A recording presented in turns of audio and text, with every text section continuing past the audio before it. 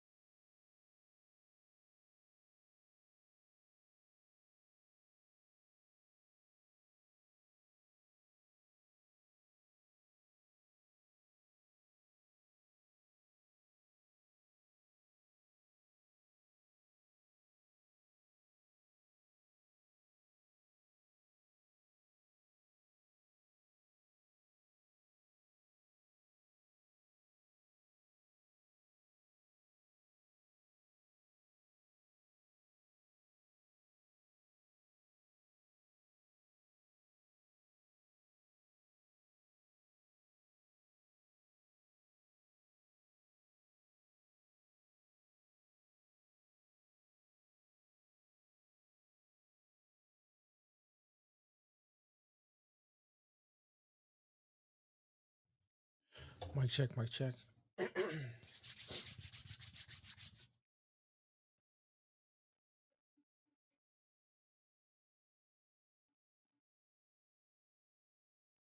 Mic check, mic check. 1, 2, 1, zo.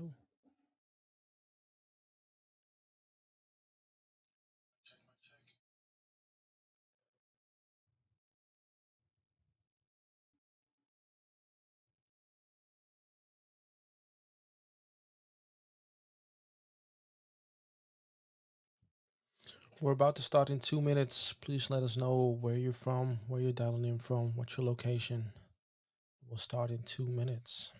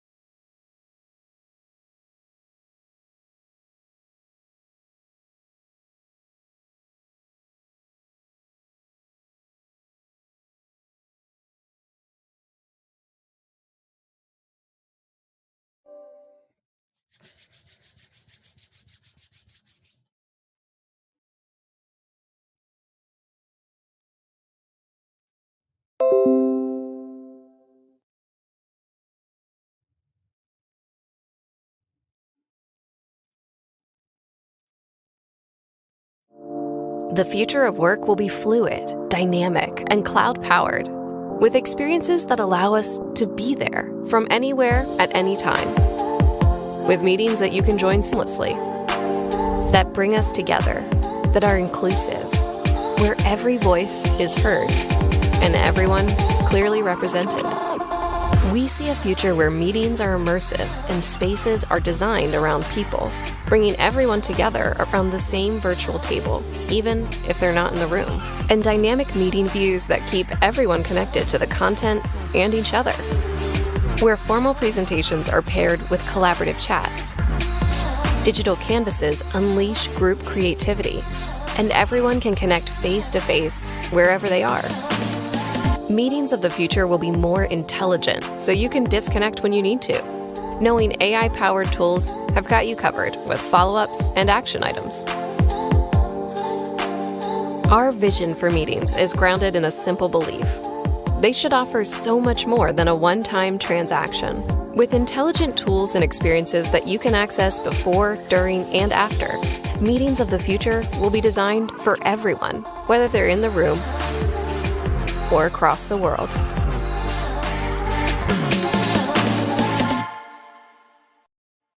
Jeroen Jansen. Hey, Michel Bouman. Hallo dan.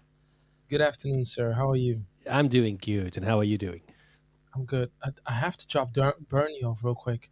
Okay. So please give me a second. I just have to step out of the car, and then I'll be right back. Is that okay?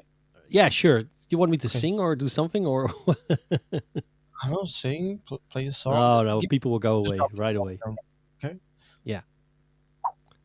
So he just left, right? So welcome everybody. This is 3.5 hours of Ignite.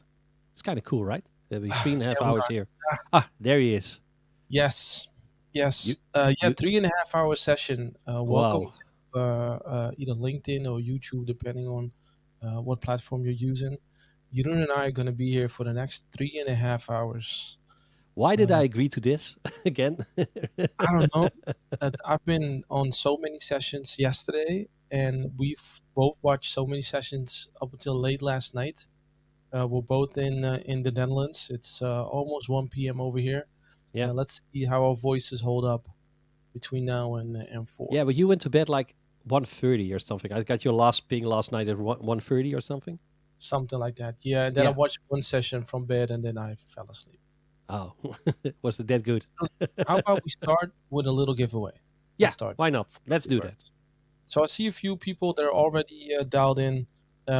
We have a special little gift for those that have dialed in a little bit earlier. If you go to this link now, and it'll be up for the next few minutes, you'll be able to get one of these shirts.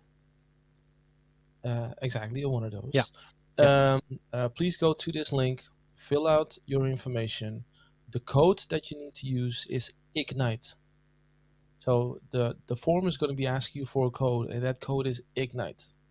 Yeah. If you fill that out, we got you covered. And this is for the early birds on the call, and we might be doing another giveaway later. But those that have dialed in a little bit earlier, You never know. You never know if we're gonna do this again, right? If we're gonna give yeah, another giveaway or so something. Yeah. from us to you. So again, go Yeah. to aka.ms/Teams Talk shirt, and for the code, use code IGNITE, so Jeroen and I know who to send the shirt to. Yeah. They're currently being printed up, so don't expect them to be in this week. It'll take a couple of weeks, but once we have them, we're gonna send them out right away. Yeah. Absolutely. Do we I have think any news to share? Well, or maybe there's some news that we might need to share today.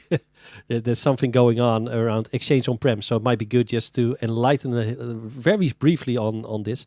There's a 0-day exploit on Exchange on-premise servers. So if you have on-premise servers, please patch them today. There's a nation attack, as they call it. So from another state, it's an attack on your Exchange servers. So we've seen some exploits in the US. And we want to make sure that everybody is okay. So please be aware, if you're a partner of Microsoft, just check out your customers if you would like to do that. And we have you covered. There's a patch available at the moment that you can use to make sure that you're safe. And it's not only if you are using Exchange on-prem. It's only for Exchange on-prem, of course. But if you are in a hybrid environment or using like fax machines or whatsoever, people still use those things through Exchange. Then you also need to patch. So be aware. It's on 2013, 2016, and 2019 on-prem servers. And even if you are still running 2010. There's a patch available, but we've seen the exploits on 2013, 2016, and 2019 Exchange servers. So with that, it's just want to share that. We might have to repeat this a few more times Yeah. during I the think so session. too. Yeah. The comment section is open on both LinkedIn and YouTube. So if you have any questions, feel free to ask them on the chat. For us, it's fun to know where you're dialing in from. Looking at, we have a few comments already. There's Graham from UK. UK. Good to see you here, sir. Harold from the Netherlands. Yeah. I think Harold was there yesterday. We did a we have a community. It's called the Teams Talk community, with about 300 people in it, and we had a watch party last night, which was a lot of fun. And I think Harold is from a partner from us. He's from eOffice, and he's also going to do a nice from a Teams as a platform session. He's going to do that in our webinar series that we have around midst of March. So kind of be cool. So we're going to share some information later on also on that. Let's talk about that in a little bit. A lot of Dutchies. Yeah. Sander is in here. Sander, welcome to the stream. I see. And Alexander, who's I think a trusted supporter of of whatever we're doing. So good to have you here. Eline from Belgium. Thanks for checking in. Graham, I mentioned you earlier. Always good to see you on these calls. If you look at the schedule for today, we're going to start in a few minutes with the Ignite announcements around Teams. we've prepared some information for you to share. And then at 2, we're going to have a special guest, which is Stephanie Visser, and she's a lady in tech, and we're going Yeah. to have a cool conversation with her She about has her. such a remarkable career. Really, she has such, and she's going to tell a bit about it later on. But I really love her story. Yeah. Yeah, yeah, Yeah. but and we don't have too many software. She's a software engineer at Microsoft, and we don't have too many ladies in those roles. And I think she's a real role model to young girls. So I'm happy that we have her on the show. Yeah. And at 2:45, and all these times are Central European time, by the way. We'll have Maarten Goet joining us from Wortell. He's also the what's the official title? He has some kind of special title. What is it? Yeah. For Wortell, they have like chief Chief happiness officers and stuff like that. So he's like No. the. He has his community name, his community role is he's the regional director of security for Microsoft, and that's a community role within the MVP community. So he'll be joining us in an hour from now. Yeah, in an hour from now, to talk about all the security stuff that was announced at night, and then at Yeah, three maybe thirty. can enlighten a bit on what's happening today, right? So that's also quite good to hear. Yeah. Yeah, and then at 3:30 we're going to close with Henk Ritmeester, who's the director for Microsoft Viva, and he's going to be talking to us about Viva. Maybe do a Ask Me Anything session. Again, if you have joined early, we have a special gift for you. Please go to aka.ms/Teams Talk shirt. Use code IGNITE to get one of these, claim one of these shirts. We should have them available in the next few weeks. Yeah. So that's our little gift to you. And Shout out even if to- you're from abroad, right? So you got Jason from Canada. Yeah. So he can also order a shirt, or is it? Of I think course. so. Yeah. Okay. Let's do it. Yeah, Jason, if you're looking for one of these shirts, go to the address and fill out the form. And You we'll know, be that's what I miss most about Ignite not being in a physical environment. Because in real life, I had like 2 suitcases, and one suitcase I took with me that was just for clothing, and the other one was empty. But I went back with 2 full suitcases because all of the swag that I got so much swag over the past few years. I went to Ignite for like, I think, 8 consecutive years. We went to Chicago, Atlanta, Orlando, and it was always fun with you guys, being there, having these talks, seeing each other on the booths. So it was really, really cool to see. And I really miss that. You know, and I think Ignite is great, but it's in real life, it was like on steroids. I remember the time that we went to the amusement park that was in Orlando. We completely hired both the Universal parks, and then we went in all the rides and stuff like that and meet up with each other. It's really, really fun to do. Yeah, miss those days. We learned a lot. I think we learned a lot from the past few events when it comes to delivering online events. And I think the way that we used to film, we were always there with camera crews, right? Yeah. But they were really filming from a attendee perspective. Now it's more from a video or TV perspective. Yeah. So I hope we're going to continue to do that. But I cannot wait to see everybody that's currently on this session and meet you all again really soon in person. Joachim, thanks for joining from Utrecht. Again, Joachim was also yesterday in our watching party. I think so. I know for sure. You still have 5 minutes left to grab your T-shirt. After that, we're going to be closing the form, and we might be doing another round later on. But I guess that's it for now. Jeroen, how about we go into the announcements? Yeah, I think that's a good idea. That's what we're here for, right? Yeah. So, again, how many times do I have to hit this button?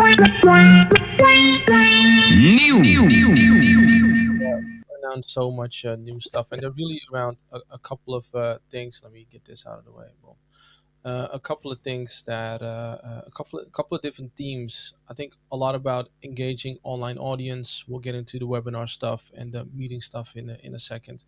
Really looking to empower presenters and create those inclusive meetings as we will go more towards a hybrid form of work too, and also to enable collaboration across organizations. And at this moment, it's sometimes difficult to get to another tenant, and we're going to talk about that in a second. And we also have some stuff around safety that was announced. Yeah. Shall we start with meetings? Is that a good idea?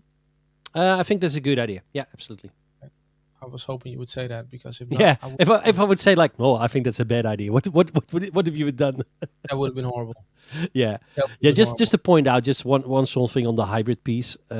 It's here to stay, right? Everybody sees that. Everybody knows that. So this is I would say not the new normal, because I hate the word the new normal, but I think it's the new reality that we are in. And a lot of companies, also the company that we are working from, Microsoft, and also the other big tech companies, said, well, you can work from home or work from home anywhere. So it changed it so much in the way you are working, also in the way you are looking. And we had that discussions on Teams Talk a few times on how your environment at home is. Do you have a separate room for work now, or where you had like a hobby room for all the sewing stuff that you want to do? So there's so much that you can do now from a hybrid perspective.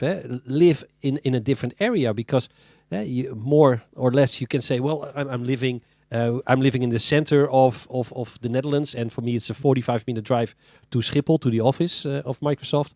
But I can now say, well, let's move to Groningen or to Gelderland or Limburg, because the nature is really nice over there. Or maybe to another country, go to Spain, where I still would love to go to be. And yeah, those endless possibilities with hybrid. I think that's really cool to see.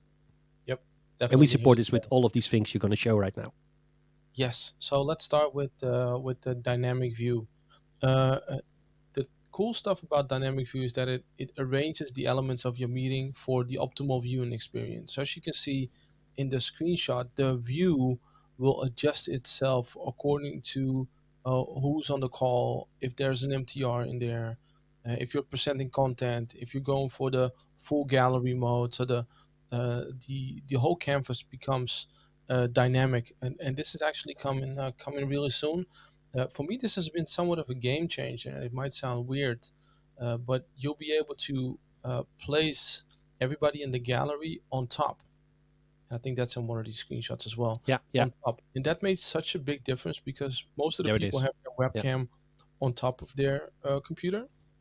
So now you can look in the webcam, and then also at the same time see all of the people that are on the call with their videos on. Yeah. So it makes it much more interactively, right? So the way you're viewing, usually we're viewing below. Like I have my camera on the side, so that's a different view. You have them in front of you, and it's not that I'm always sitting like this. Only for this show, I have this setup. But if I'm talking, I have my camera indeed on my monitor. It's integrated in my monitor now of these days. So what you can see is right, is that you are just having that viewing angle is really important to interact, to see the body language and stuff like that. Something that people have been super excited about is presenter mode. Yeah, this is really cool. And this is so people have always been asking me, am I going to be able to sit in front of my slides? And we've been doing this, right, for quite a while, playing around with stuff in OBS. You can do stuff like this. Yeah. And just play around. Oh, I actually messed up the. Is this the one? No, it's not. Too bad. Oh, there you go. There you go. Right yeah. now, I'm in the shot right now. I've been playing around with this, but this is coming natively in Teams now. There are going to be 3 different kind of versions. One is the standout, and that's it's the one that you're seeing right here. Then we'll have the reporter, and the one that I like the most, strangely enough, is the side by side. So you'll be viewing. I think there's a video right here after this one. Yeah. If it starts. There we go. Yeah. Right from the Teams sharing tray. Right, so this shows a little bit what it looks like, and in this video you also see the gallery on top. So you see all the people on top. You see the videos there, and again, this is adjusting according to the people that are on the session. And here are the 3 different views that you can start to enable, and this is coming really soon. Yeah, it's really cool to see, and I love that. This one of those screens that you have. It looks like you're on the RTL News or the NOS News, where you're just sitting on the side. You have that screen, so you're sitting just in front of it. It's really cool to see. So really love those things. We got a question on this. Is there a name change from where is it? Oh yeah, there it is. You already have it in the screen. Sorry about that. Renamed to presenter mode. Yes, it has, and this was a bit confusing to me, to be honest, as well. Yeah. Yesterday afternoon when we first learned about this. The new name of presenter mode is actually PowerPoint Live, and that's the next feature that we're going to be talking about.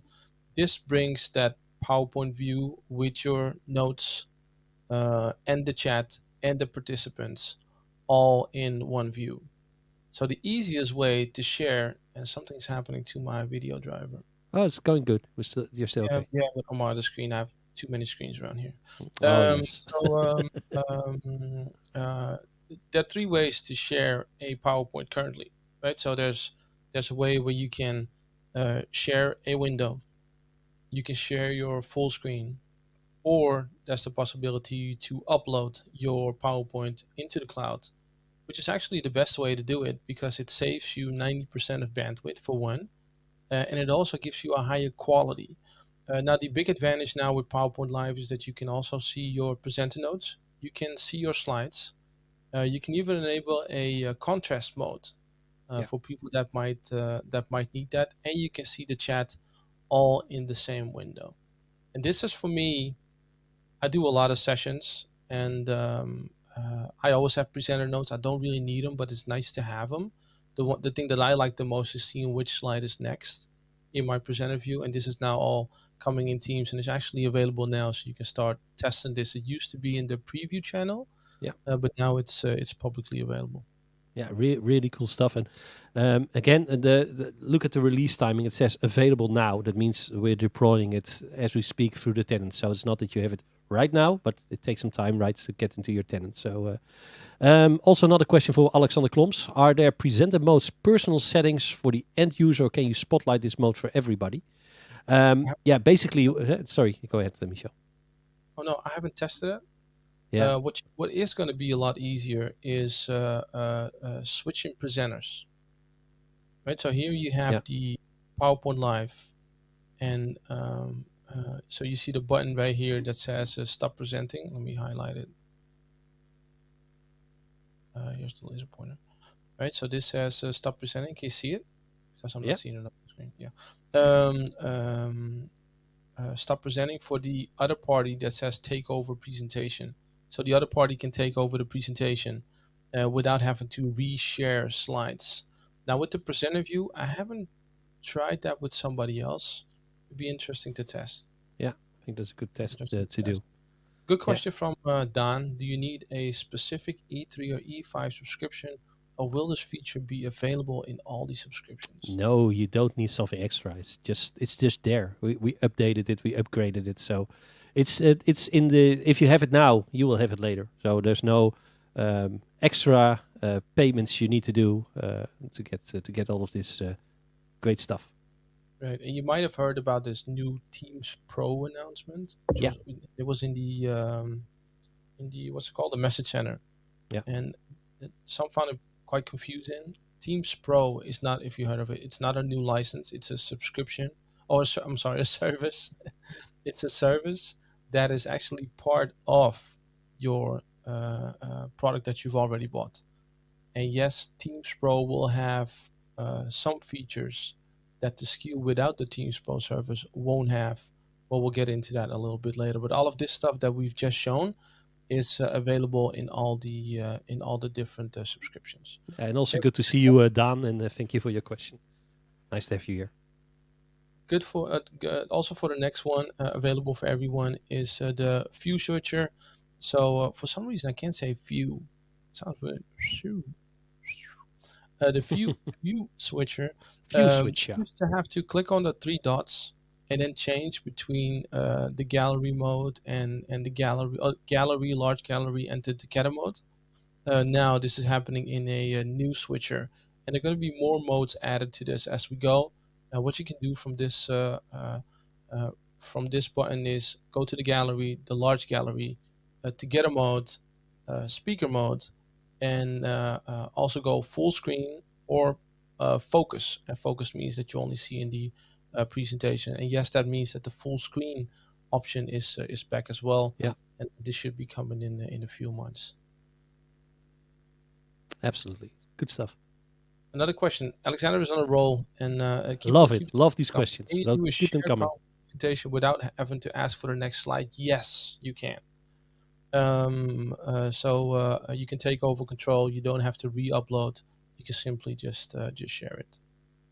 Harold is saying the new reality definitely has an impact on how we organize. I've upgraded my work desk, upgraded my docking station, mounted monitors, use a stream deck, and key lights these days.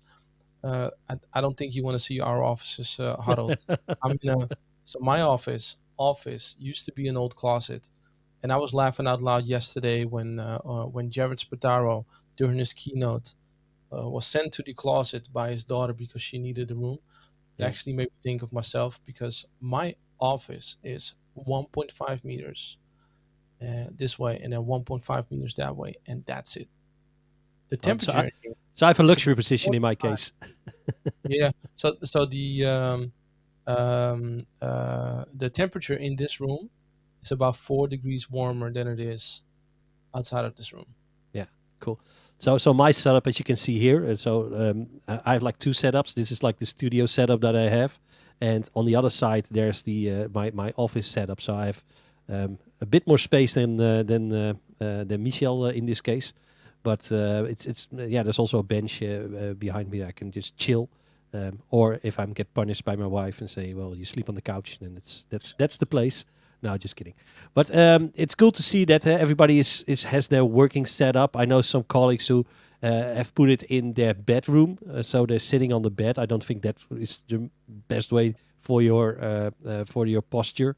But everybody is trying to adapt. And I was saying before, in this new hybrid reality, I think we're going to see more and more houses or people want to buy a house or rent a house that has that space or a room, especially for their office work. Right, and it's really difficult. Eh? My girlfriend is also in tech. She's also working at Microsoft, and she's not in this office because if you have calls, it's not handy then to be in the same room. So she's like working from downstairs. But everybody has their option of what they do, what works best. So I think we're still adapting to the fact what should work best for one another. I agree. I think my computer needs a reboot in any second. I'm not sure what's happened. Let's see how long. Luckily, we have 3.5 hours, so we have. We can have a reboot in between. Why not? Right? Exactly. We'll figure it out. You've seen this live reactions in Microsoft Teams. I wasn't a big fan at first. I love it. I thought it was more of a consumer type of thing, but it's added a lot of personalities. Now all attendees can react during a meeting using emojis that will appear to all the participants, and it promotes inclusivity in the meeting, and it really keeps it interactive. I like seeing the sessions where the thumbs and the hearts and all the good stuff pop but up. I'm glad are just a few, right? So if you have like tons and tons of emojis, then you're not able to pick what they're really saying, what they're meaning. So this is really handy. You have clapping, you have the thumbs up, the heart, and you have the laughing face, right? So it's all positivity, right? All positive. All positivity. Yeah. It would have been weird to get the negative thumbs down and angry faces during the meeting. Yeah, that would be cool. I just love the reaction, by the way, from Harold van der Kamp, who says, definitely waiting for a heat wave in the summer, Michel, when working from the closet. When you're working from the closet, that would be fun. You got like... I had 2 mobile air conditioners in here. Really? Oh, man. But they couldn't fix it. It was simply too hot. My camera was off a lot, just like my shirt. It's more and more reason that you move to a sunny area where there's like air conditioning. You have all of this space. So let's go to Spain together, right? So that would be cool. I'm in. I'm trying to convince one of the twins. So we have 4 children. One of the twins to go into their sister's room, so I can use their room as an office. But no, kind of their own space. Yeah. I think that's it for meetings. One that I'm super excited about is what's coming to virtual events and webinars. What we announced yesterday is webinars coming to Teams. This could possibly be one of those Teams Pro features. So there might be an announcement around needing an E3, E5, or at least an E or a business premium, a Microsoft 365 business premium subscription to get this functionality, similar to you needing that to organize live events. So what webinars does, it gives you an option to host webinars. The thing that I like about it is I think, and that's 3 or 4-fold, is one, the registration page. So you don't have to create your own registration page. That comes straight into Teams, and as soon as somebody signs up for your event, they automatically get the email confirmation. So that's something that you don't have to do yourself anymore, and this is something that a lot of people have been asking for, and that also means that your regular meetings can soon have 1,000 people instead of 350. Yeah. I think the official number is 300, but the technical Boundary is 350. boundary is 350. Goes up to 1,000. So that means you can have 1,000 people on your interactive webinars, and even scaled it up to 10,000 people. But You would say, how would this work? You'll have 1,000 people that are in the webinar. They can interact with you. They can raise hands, unmute if you want to. You have full controls, whether you want to unmute, allow video, etc. And once it goes over 1,000, those people will go into the overflow room. You had a nice example of that yesterday. Yeah, it's like when you go to want tickets for a pop concert. When I was young, you went to the VVV and you put your sleeping bag outside, right, to be the first. So we're going to be like sleeping bags maybe in front of the meeting. So I have to click on the meeting already to be in that meeting if it's so important and you want to interactively work within in the webinar. I really love the fact that we can scale out, and that is the fluent scale out. And what I mean by that is if you now look at the live events, you have like this 30 seconds to a minute delay. And it's really, sometimes it's not really handy when you're playing like games, like a Kahoot game. Then you're just presenting a Kahoot game and you have a countdown, but nobody is able to give the right answer because the timeout function there, it's not in sync. But with this, it really works, right? So everybody can join, everybody can react, and if you're above 1,000, then it's on a broadcast experience, so people can then just view it. So I think it's really nice that we are able to do this, and I think it will be. I think it not will be a big game changer because in person, 1,000 persons in an interactive webinar, that's huge already. But the possibility that you can, and that let's say you are hosting a webinar series or whatsoever, it's cool that you can do this and that you are able then to build out on the stuff you already have and don't need to invest in extra stuff like on the registration page, right? Connecting to your marketing systems like Marketo and all stuff like that. It's really cool that we have that integrated, or that integration will be coming. And we're getting more and more steps. If I look at Teams like 4 years ago when we started it was like, where were we? We were like with chat, we had 4 people in one screen, right? And look where we are now. Especially the last year, it's been an amazing ride on the things that we are doing. And I really love the fact that we are getting more and more into play. And it's because of you guys and your customers. You get via the user voice, we look it up, we see it, we think, is this doable to build? And we build it. And I think that is one of the most remarkable things that we are seeing right now. Yeah, and if you still want to add, still requesting new features, and I'm sure you have many, go to ak.ms/user voice and submit that request and make sure it's upvoted. But even the stuff that's not upvoted that much is being looked at by the developers. Absolutely. So they're also picking up a couple of things that are that don't have the high vote, but are definitely worth it. Especially for these times, we have scaled this up to 20,000 people through the end of the year. So you can now host 20,000 people in a single meeting. We talked a bit about the attendees, and Harold is saying this attendee registration tool reduces a lot of tasks, work to prepare a session, and get lists and invitees and people who attend and who didn't. And that's exactly what we're doing. So you'll get attendee reporting, so you can see who attended, how they attended, how long they attended, how many people you had in, how long people stayed in on average, and so much more. And I think the cool stuff is that you can also connect this to soon to Dynamics, so you can launch marketing campaigns based on the participants that you have. And you spotted a little bit, Jeroen, and I don't think we've announced this yet, but expect APIs coming in the future where you can also connect your other marketing tools such as Marketo. to land those into to leverage the insights from the webinars into your marketing tools. Yeah, and we start with Dynamics 365 marketing, of course, because it's in the same environment. So there will be good to see that that we're doing this, and especially for the follow up and invites and targeting the right audience. This is absolutely key, and for a lot of customers, it's a dream come true. Exactly. So yes, Oh, Dan. yes, Will yes. there Sorry, be Dan. an integration option in this area with Dynamics 365 marketing? Yes, there will be. Jason is saying teams literally leaps and bounds farther ahead than Q1 2020, which feels like a long time ago, but it wasn't. The speed of feature progress has been super impressive. Yeah. I agree. Yeah. Joachim is saying, I was thinking about pro versus not pro. Could it be that you, not me, are preparing a setup like OneDrive versus OneDrive for Business? I don't think so.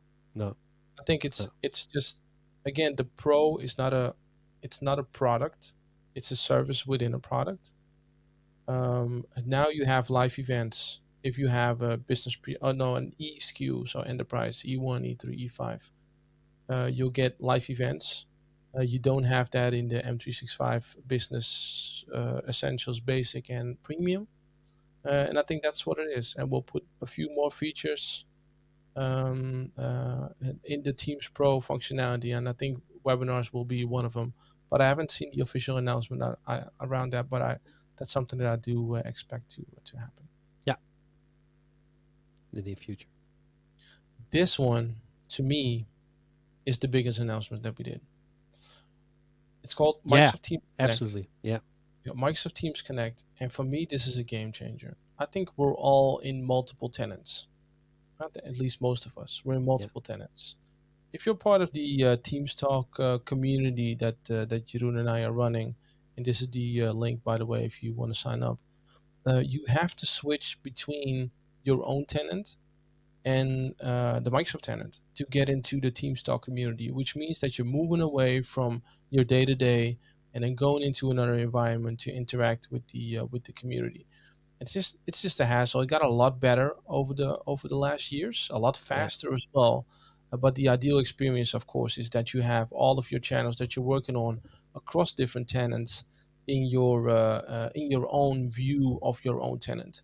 This is exactly what Microsoft Teams Connect will bring, and it should be releasing this year. It's gonna leverage Azure AD, and so if I would invite, or if we would invite somebody outside of our tenant in one of our channels, right, they don't have to switch between their own tenant and the Microsoft tenant. And there's the key, what you're saying, right? Invite into your channel, and that's a key feature, because you don't need to invite people into the whole Teams thing with all the channels. You can invite somebody directly into a channel, and instead of having them seeing everything, they can just be in that one channel. And now, let's say if you want to do that, you create a Teams channel list. Then you make private channels, and then you invite people in there, right? So it's this works a bit different. You can just invite directly into the channel, and I think that's a good thing to do. You see the example here. So there's a team. It's the RT team. It has a general channel, an agent launch portal, and crew chat. Yeah. Only the second one is a shared channel. So Send This Up works exactly that, Siri, and this works exactly the same as setting up a private channel. So once you create a new channel, you'll be able to make it a shared channel, and you can add anybody you want to that channel. So we're going to be having to change the Teams Talk community around a little bit once this is released, so you can all join the Teams Talk community straight from your own tenant. And then from an IT perspective, the admins will still have full control and determine if or if not they want to allow this in their organizations.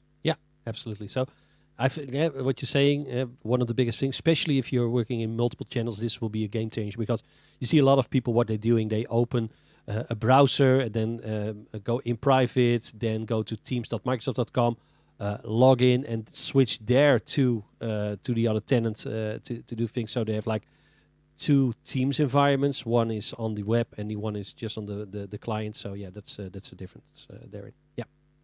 Yeah, so it's just like when you see the setup right here. It's just like when you add a channel in Teams, you simply just select a new channel types and then easily invite individuals and teams and then create shared workspaces where you can collaborate again across organizational boundaries to leverage all the capabilities that Microsoft Teams brings.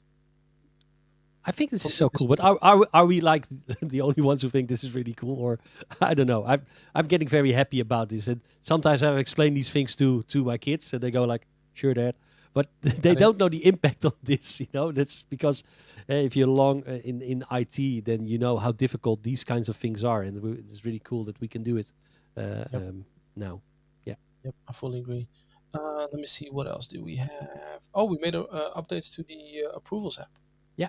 So you're probably aware of the approvals app by now in Teams, where you can set up approval or approval process, even connected to tools such as Adobe Sign to get digital signatures in as well. And what we're going to be adding is a few templates. So there's a lot of stuff that's kind of standard, right? So leave, expense, overtime requests, etc. And admins and team owners can use them as is, customize them, or create new templates so everybody can use those templates. And you can start uploading files from OneDrive or SharePoint, by the way, as well, or just attach a generic link to a content that's hosted outside of your Microsoft 365 tenants, and then approval is connected to the latest version of that file. And at the same time, it's going to support Markdown in adaptive cards and a detailed view to ensure that all approvals are formatted correctly for the progress. Yeah, so cool. So I love the approval app. We see it a lot nowadays that people are starting to use it, and we're scaling this up. So yeah, really cool stuff. From a security, compliance, and privacy perspective, I think this is a big one for bigger companies as well, multinationals.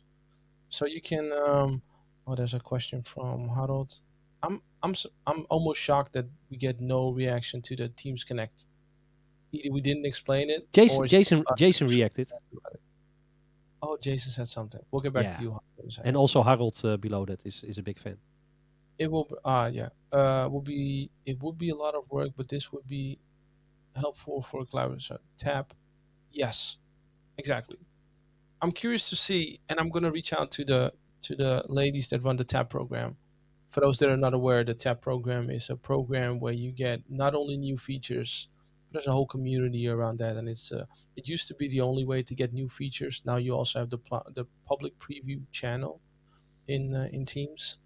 The Tab program is full, by the way, so you don't have to bombard our inboxes with requests.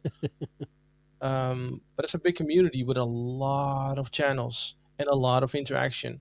I'm curious to see how that migration is going to work, because I don't think you can change, as it is now, change current teams to shared channels to shared channels.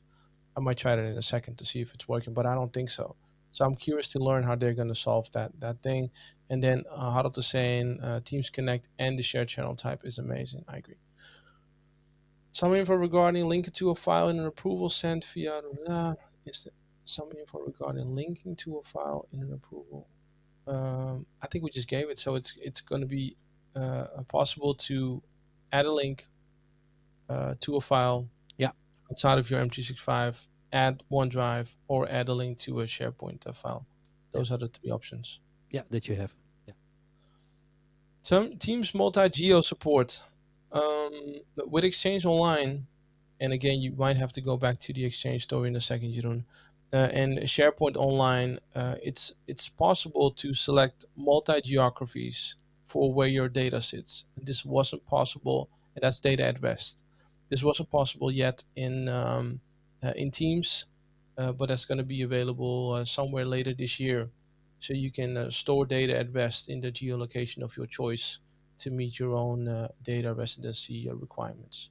Yeah, and I think there's an example here in the picture where Contoso has 25,000 users, and they land 15 in the US, 5 in the EU, and then 5 in Australia. Speaking of Australia, shout out to Daniel Anderson, I wish he could have been here, but it's probably super late at night. Yeah. That's my guy from Australia. Cool. Joachim, as you say, Teams Connect's a game changer, especially for user admin. It will be challenging for Teams owners and not for IT pros. Explain a bit more, Joachim. Yeah, I think what he means by that is that how do you do your governance in this case, right? So how do you keep track who's where and who's having what?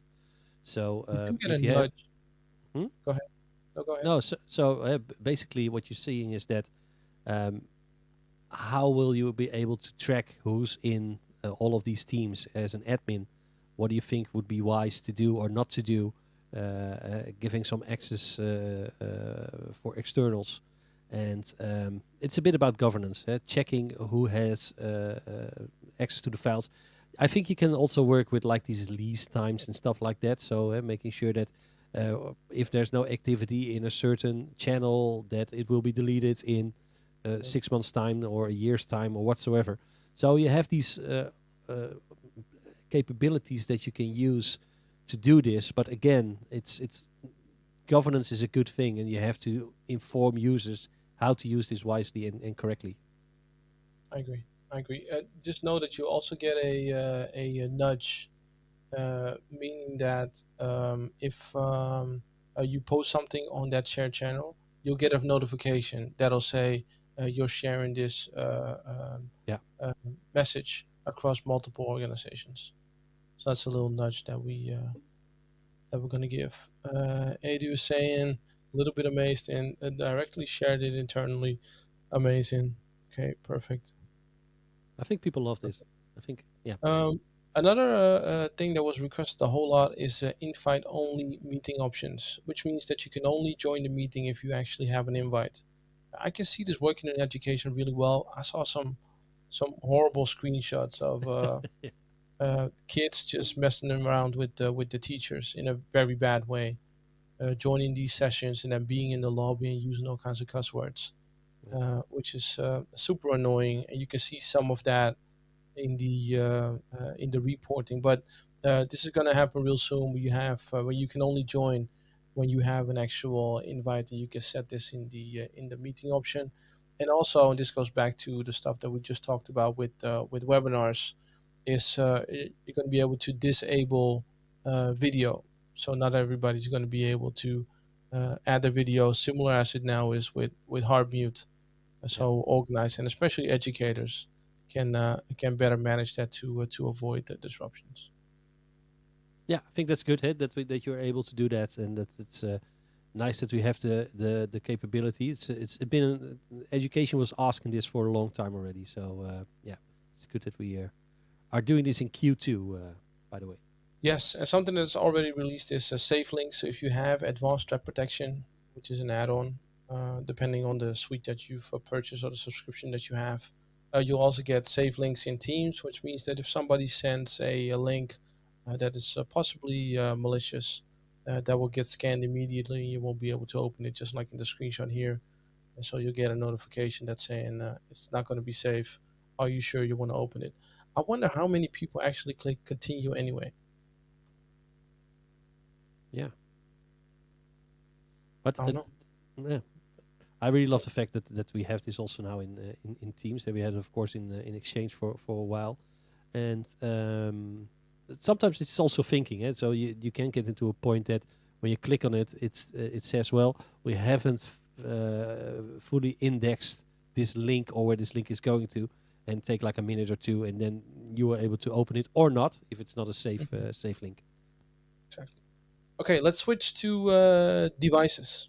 Cool. I saw some devices. really cool stuff in regards to devices yesterday. I think this is just imagine dialing into a meeting remotely. Turn off the audio here. So new ways of looking at hybrid workspace, and this picture just blew me away yesterday. Yeah. I think we have to think about new setups in conference rooms that are much more immersive. We talked about immersive a lot on the last few LinkedIn lives that I did with Denzel Fernandez, another Microsoft and let me play this video again if I can. um, we have to rethink, I think, our meeting rooms. Right? So what you see here is you see action items on the left. Pay attention to that. Action items on the left, and then chat on the right. And action items, and this is something for the future, but action items don't have to be noted down anymore. So if Jeroen says, and he never does this, by the way, let me create the PowerPoint slides, or let me take on this task, Cortana will pick up on it, and then as Cortana just opened, and make note of that in the action points. So you'll see who has said what, and what action has have come from whom, to follow up on those later. And then on the right side, you'll have. I'll move to the next slide because I think it's also in there. Oh, this is not a video. On the right side, you'll have your chat. You'll have all the people on the bottom. And again, this also requires a new setup of your conference room. So I like the way that we're starting to think about this new form of hybrid work, and the adjustments that it needs in the new work environment. Yeah, and also it's really you're saying you're just talking a bit over it, but it's the amazing part that it has voice recognition. It recognizes the voice of a person and then knows, okay, Michel is saying something, Jeroen is saying something, or Jason is saying something, and it recognizes that voice. And then also, if you have a transcript and you want to just know what I was saying or what Jason was saying, you can just find that bit and you go back to that recording, right? So it's cool stuff that we're doing. It's what artificial intelligence does for you and machine learning. It's really cool because that's the back end of this, what we're looking at.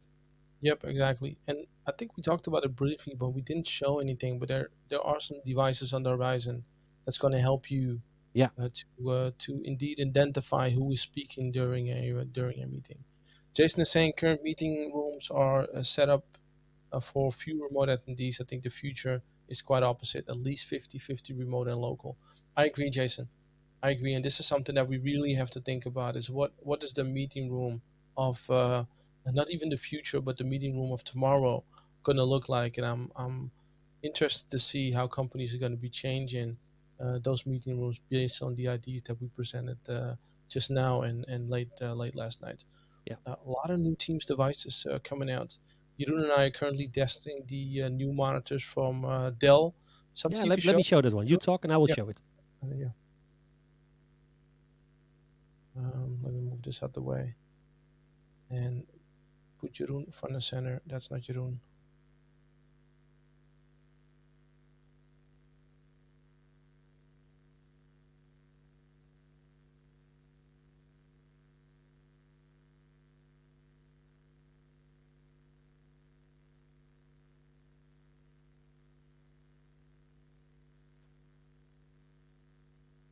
So let me get back. So yeah, this is really cool. It's I really love that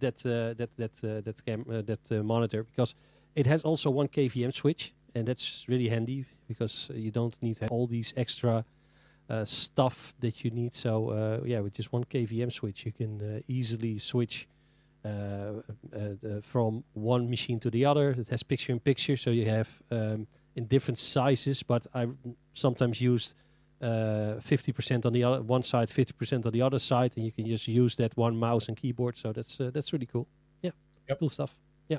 Also, new high quality webcams coming out from Yeelink and Aver, which is a company that I had never heard of. Strangely enough, new devices from Poly. I like these new USB phones that Yeelink is releasing. Me. So this is the MP50, and it's a USB phone. It has USB A and USB C. You connect it directly to your computer. For those that still want to have a phone on their desk, and there's actually quite a lot of people, and this has the full Teams interface, or the Teams interface on it, and you can dial from this phone. I'm trying to It's put almost this back. amazing how many devices you have in 1.5 by 1.5 meters. It's It's kind of crazy. And that's why it's so hot in your room, right? All of these devices, they're Yes, giving off heat. very true. Graham is saying my Dell trial device should arrive today. 34-inch curve. The one that you just saw from Yeah. Jeroen, 34. That's the one. That's the I had, 34-inch curve. Yeah. I have the 27 here, which is also quite nice. I just didn't have room anymore for 34. But you can twist it, right? You can put it vertically, right? So that's what you Yeah, can do. so it is indeed in portrait mode. Yeah, portrait mode. Yeah. Uh, but having 34-inch in portrait mode, No, you can see cannot do that. It's not able to do it. about it. Yeah. But no, 27 was perfectly fine. It's perfectly fine. Yeah, Graham is gonna love that device. I'm sure he gonna. The one thing I really like about these type of devices is the webcam is Windows Hello.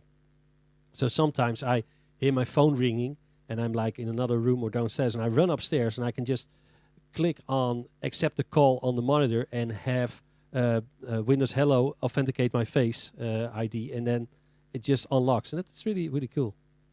How's the camera in portrait mode? Not too good, to be honest with you, Graham. I like what they're doing with the camera. I think the camera is the only thing that needs improvement. Although the regular quality is great, I had set it up in landscape mode. It's amazing. I like the field of view on it. The amount of degrees, and I'm not sure what the number is, but it looks great.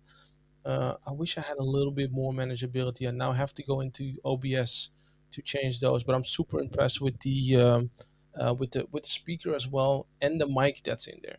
Yeah, mic. I've done a few test calls with it, and it's really cool what they did with this device, and I'm looking forward to seeing more and more vendors.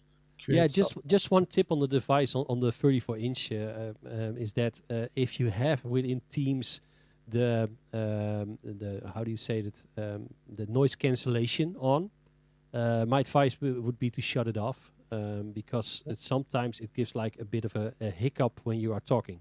So that's what I experience, is that when I had the noise cancellation on or set it on automatic, if you set it on low, it's okay, but any other option will give a bit of a kind of thing when you are talking. So that's one to think about. I think that's because Teams picks up your voice as annoying background noise. Absolutely. And that's when I'm talking, I always say people get double your medication, because you're not going to handle this. So basically that's it. One of the last features, because we are, I think, how are we on time? I think any second now. It's 10 past the half. I don't know where you're from, but just... what time is Steph joining? It's in your screen, 13:40. No, I'm trying to wait for the ticket to... there we go. Oh, no, we still have 20 minutes. Okay, good 20 stuff. minutes. I do a little break in between, just to give you 10 minutes to grab something to drink, and then we'll be back right after with Stephanie Visser to talk about ladies in technology and her journey, which I'm super impressed by and like a lot. One more thing we would like to talk about is the new gallery views for Teams rooms. So if you already have an MTR set up, you'll be able to you'll get more different galleries. So you get the large gallery with the 49 screens, and you'll get together mode, and that's coming to Teams MTRs as well. There was a question. I don't have the answer, but maybe somebody from the community does. I heard yesterday that casting will be possible on Teams Room devices within weeks. Will it be Miracast or AirPlay?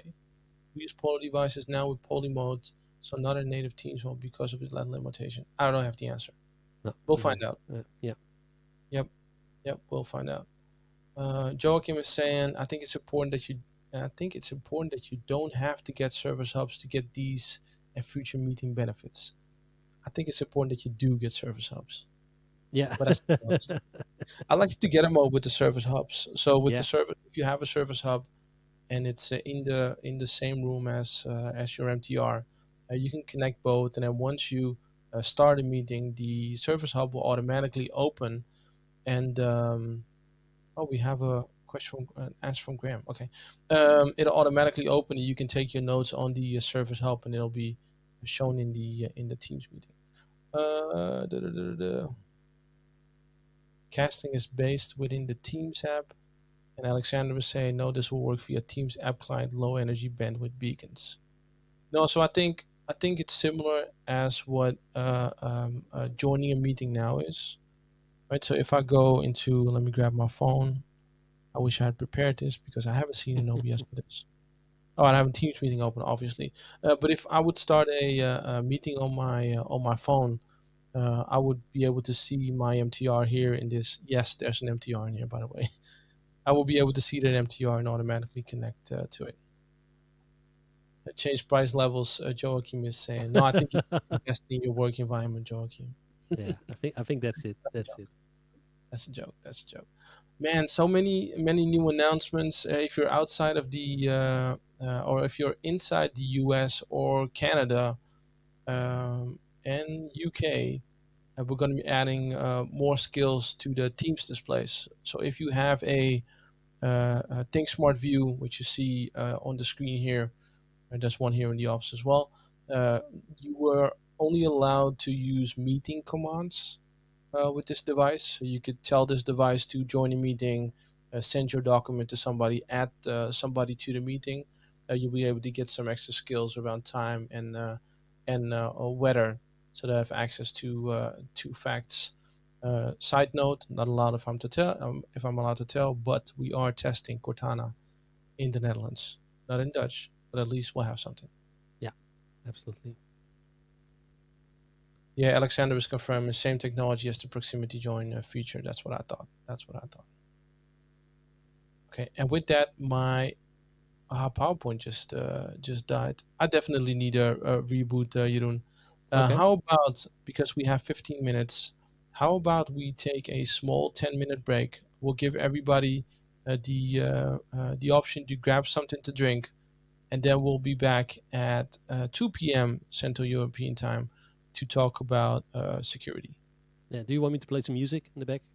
Or No, please don't, no, because if no. you Yeah, do, you might get rights. blocked Yeah, from YouTube. yeah. Right stuff. So that's a Yeah. no. I'm trying to set up a timer real quick, and so that will happen any second now. So thanks for joining this first part. If you've missed the giveaway, please be back at 2, because at 2 we're going to be giving away some more t-shirts. And sing, please, Joachim. Oh no, Are you you? don't want it. Trust me. Trust me. Then you need to triple your medication if I'm I've singing. heard So this no, guy that's sing. It's not good. It's that's not not good. good. It gives me the opportunity, and there we go.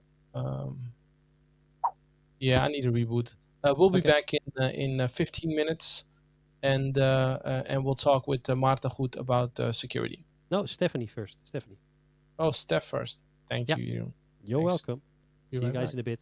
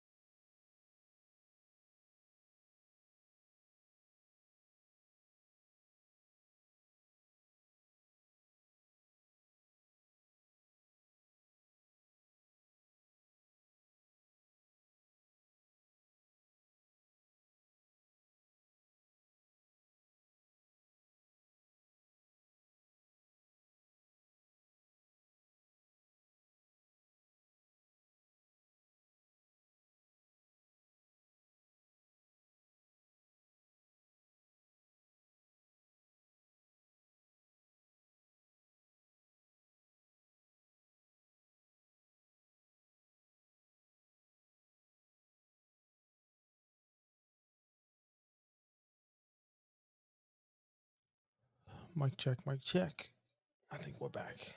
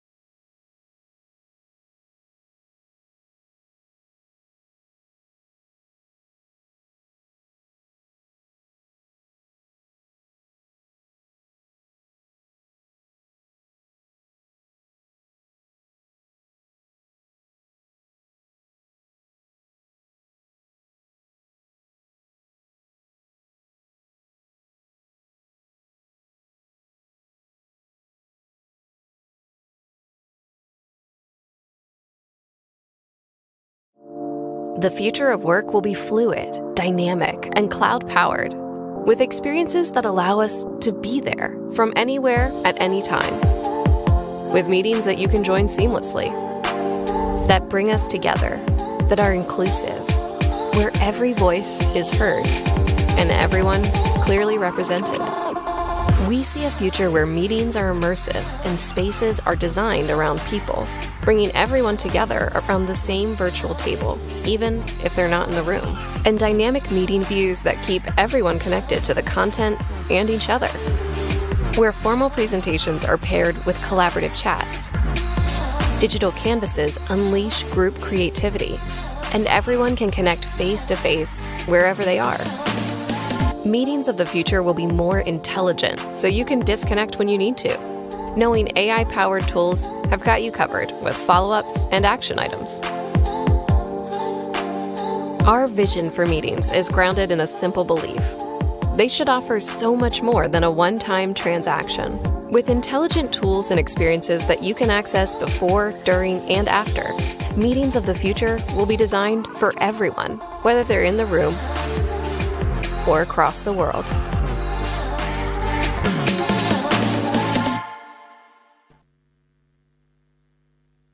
Yes.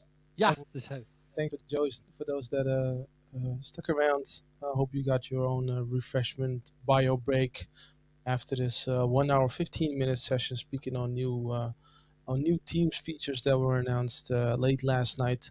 Jeroen, maybe for those that just joined, you want to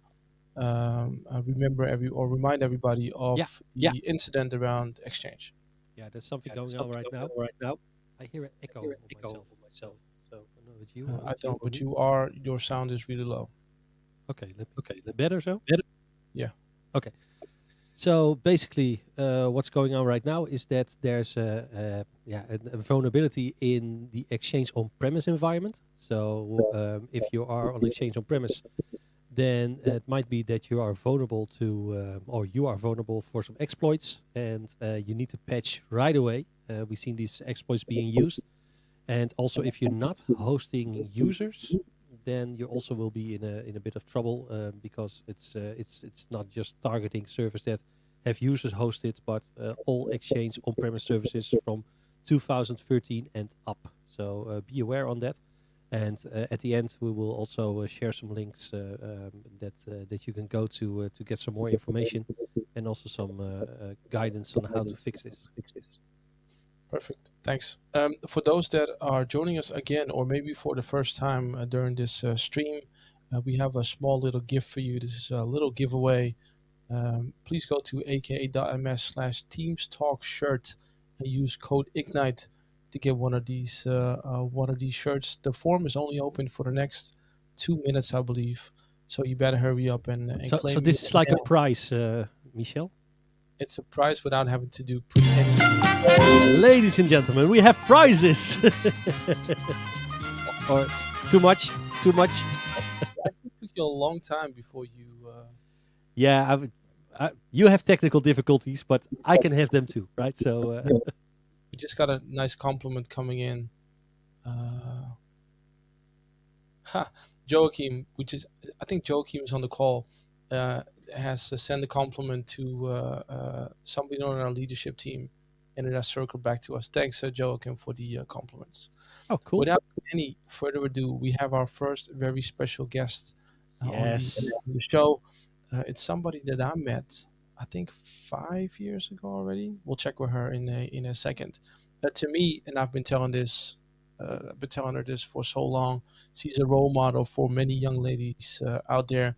Let me pull her into the stream. Stephanie Visser. Hello, gentlemen. Hi. There she is. My God, it's been such a long time. My dear ex-colleagues. Yeah, you're one of the few people who we both been in a direct working relation with. Yeah, you were the team first with Michel, but you outgrew him, and then you came to me. I outgrew him. And then I outgrew you. Yeah, exactly. And now you're like the best ever. So yeah, exactly. Cannot be beaten. Yeah, absolutely. Oh, it's so good to see you. You put a smile on my face. Really. Likewise. Yeah. Oh my goodness! But guys, you have such a professional studio you're sitting in. Like I'm here with just my, headphone and my laptop on a few books. But you guys have microphones and stuff.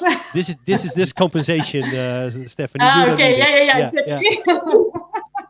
Tell us a bit about yourself. What is it that you do? And then I would love to get in some of your history, early career journey, as I like to call it, after that. Yeah, so I currently work as a software engineer in a part of Microsoft, which is called Commercial Software Engineering, CSE. And commercial software engineering is basically a part of the engineering organization, so kind of reporting to Seattle. So I'm not aligned to the Dutch sub, where probably most of your viewers know most people of. So maybe you've never seen me, that is possible. And commercial software engineering is a small engineering team specifically focused on working together with customers on very interesting big problems. So, for example, if hypothetically a large automotive company wants to start developing autonomous driving based on the Azure platform, just to mention something very hypothetically, then are you allowed to tell us what you've been working on or no? Yes, I am, just because it's now publicly available and there's been a press release. So we'll get to that. Yeah, we'll get to that. But say there's a really large customer who wants to develop something very cool with us. We as Microsoft will not say immediately, that's perfectly fine, here you can hire our consultants. But they kind of fly in a small team of engineers to start working with the engineers of the other company to kind of prove that their problem can be solved on the Azure platform, so to say. So my job, it's a software engineering job. I'm coding heavily, and at the same time, it's all about learning customer engineers, so engineers from the customer, about Azure, but also about engineering fundamentals. What is the way that modern software development looks like right now? How do you set it up, etc. So that's it. It is 8 years ago. It was 8 years ago, where you were in a completely different field, right? Because I think you studied at a hotel school in The Hague. Yeah, that is correct. Yeah, I did my bachelor's. What made you go for a hotel school? I think you did some internships in Spain. Why did you go there? And then what made you shift towards technology, or was that always on the horizon? What was the plan? Yeah, it's a good question and an interesting question. So it's good to know I've kind of always been involved in technology, so to say. So when I was 8, I was building websites, with an HTML book next to me and just writing that. But for some reason, and I think that's a problem that we're still facing, like in high school, you're not really encouraged, at least as a girl back then, nobody really thought about, hey, something in computer science or something with computers is a valid career path. So the whole idea kind of was like, you're good with people, maybe you should study hospitality management. So I went on studying hospitality management, which was a lot of fun. I learned a lot, but I always wanted to pursue my studies. And at a certain point, here in the Netherlands, we have a HBO and university system. So after hotel school, which is HBO, I had to do a pre-master's in order to pursue a master's. And I wasn't sure yet what kind of master's I wanted to do. During that pre-master's, I had a boyfriend who was very much into IT and technology, etc. And, during the pre-masters, I was going through the catalog of, hey, which masters do I want to study? And then I remember I saw something called information management, and it was like really technology focused, more also on strategy and technology, but with the possibility to also develop. And I mentioned this to that boyfriend, and he said to me, I'm sure you cannot do that. I think people who studied something business related will be very bad in the technological field. Yeah. So I saw it as a great motivator to kind of kick the boyfriend out. Challenge accepted. Exactly. So I went on studying that, left the boyfriend behind. And after that master's degree, I ended up being hired by Microsoft, probably because they kind of liked the combination of kind of customer focus and technology. Then I joined Michel's team. Always wanted to, and Mies knows it as well, and Jeroen knows this as well, always wanted a more technical job. So eventually joined Jeroen's team, still not technical enough. And then I ended up being able to become a software engineer. That's like the long story short. You're like our uber geek. Yeah. Exactly. Yeah. Let's fast forward to, so you're in hotel school. We have enough time. We have, I think, another 30 minutes. So you're in hotel school. You need to go for a pre-master, and then you decide to go to the Rotterdam School of Management. Mm-hmm. You win awards, right? So you best thesis nomination. That's always nice, right? Cum laude. I have the one as well. It's something that I'm super proud of. Yes.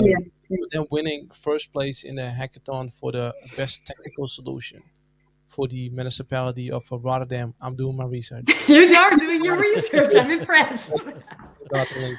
First place app development for Capgemini. Second place, too bad. Second place, modeling for self-insurance, and then something about customer journey prediction for Wacomp. Mm-hmm. How impactful was winning those awards in having that confirmation for you as a young woman playing in technology, that this is it and this is what I'm good at and this is what I'm gonna pursue my career in? That's an excellent question, and nobody's ever asked me that, so thanks for asking. Extremely, extremely important. So, like, coming from the hotel school, you kind of always have a feeling like, I'm not sure if I belong in this space of technology, right? And then you are, like, I did an honors program and all that kind of stuff, and you're surrounded by brilliant people who studied at university, who might have a more technical background than you. Who are usually like dominated by men, of course. Being able to indeed like kind of win those awards, but you know, the awards are not the most important part. It's really about like seeing that your effort is recognized and that you can actually contribute something, even though you know my technical skills might not be the best of all the people who are out there, but you can add something other valuable, or you know, you can kind of bring together the right people and work on something together. That was really important for me, that realization. And then also I really got supported by a lot of professors from the university who also kind of highlighted me and saw my capabilities, so to say. And they really supported me in that. And that has been so important. Who was your role model back then?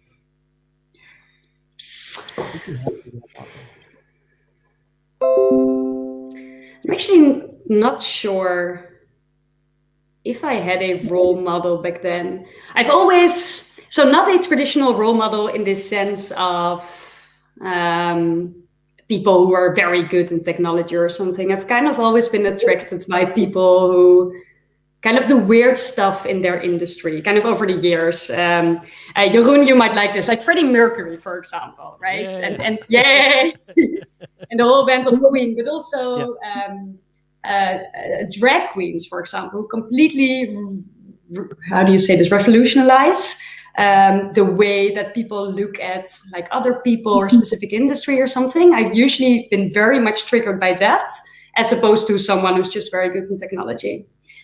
And I must also say, like, role models are so extremely important, but I've never found, or it was very difficult for me to find a female role model who didn't have a computer science background who was in technology. And I still, to be honest, haven't found those women. So I'm still looking for them.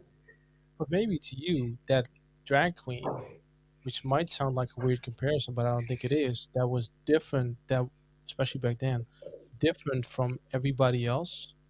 You were maybe different from everybody else. You weren't, but you were in that environment. Yeah, exactly. So I hope I can at least be inspiring for, you know, I talk to a lot of young ladies, obviously, who are like, oh, Stephanie, you know, I want to be in technology, but maybe I chose the wrong study or something like that. And I always tell my story and I say, listen, if I can do it, there's no reason why you couldn't do it. Right? Coming from the hotel school. tell us a bit about the thesis. So you did a thesis on predicting cost Yes. charging for. That takes like thinking back. There we go. Yeah. 5 years ago. And then the locations. So your thesis was trying to find out. Maybe you should tell it yourself, but hey, trying to find out where should we have these charging poles stations. Yeah, exactly. Right? Yeah, correct. That's a bit more.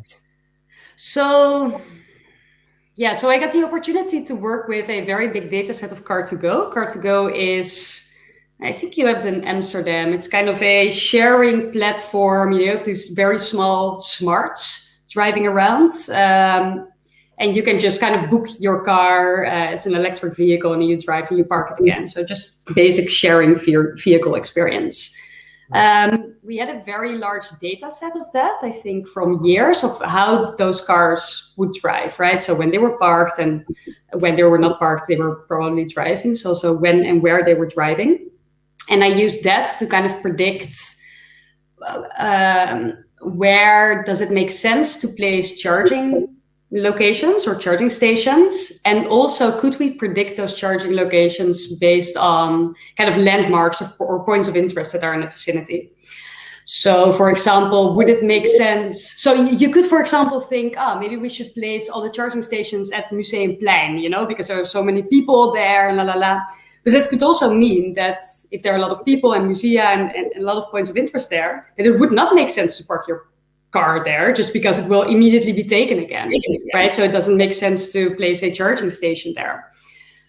So I kind of tried to figure out, okay, can we predict based on where those cars are parked for a longer time, where it makes sense to, and also based on the points of interest in the vicinity, to place a charging station. That makes sense. It does. We're getting a question. It's super interactive. And of course, love that. From all over the world dialing in. We have people from Canada, people from the UK, people from Belgium we've seen. I think we've seen awesome. From France. And we got Carina over here, so that's always and Carina's here indeed. And Carina's asking, Stephanie, IT is kind of a man's world. What do you think for other groups who want to work in IT? How do you stand all between these dudes? Between all those dudes. Mainly what was for me like the biggest learning is don't compare yourself to all the dudes, right? You as a woman might have like different capabilities that those guys don't have, and you can always add something different to, and this goes for diversity in general, right? You can always add something different to a conversation. So it's really about embracing your own personality, your own true style, your own true story. And once you do that,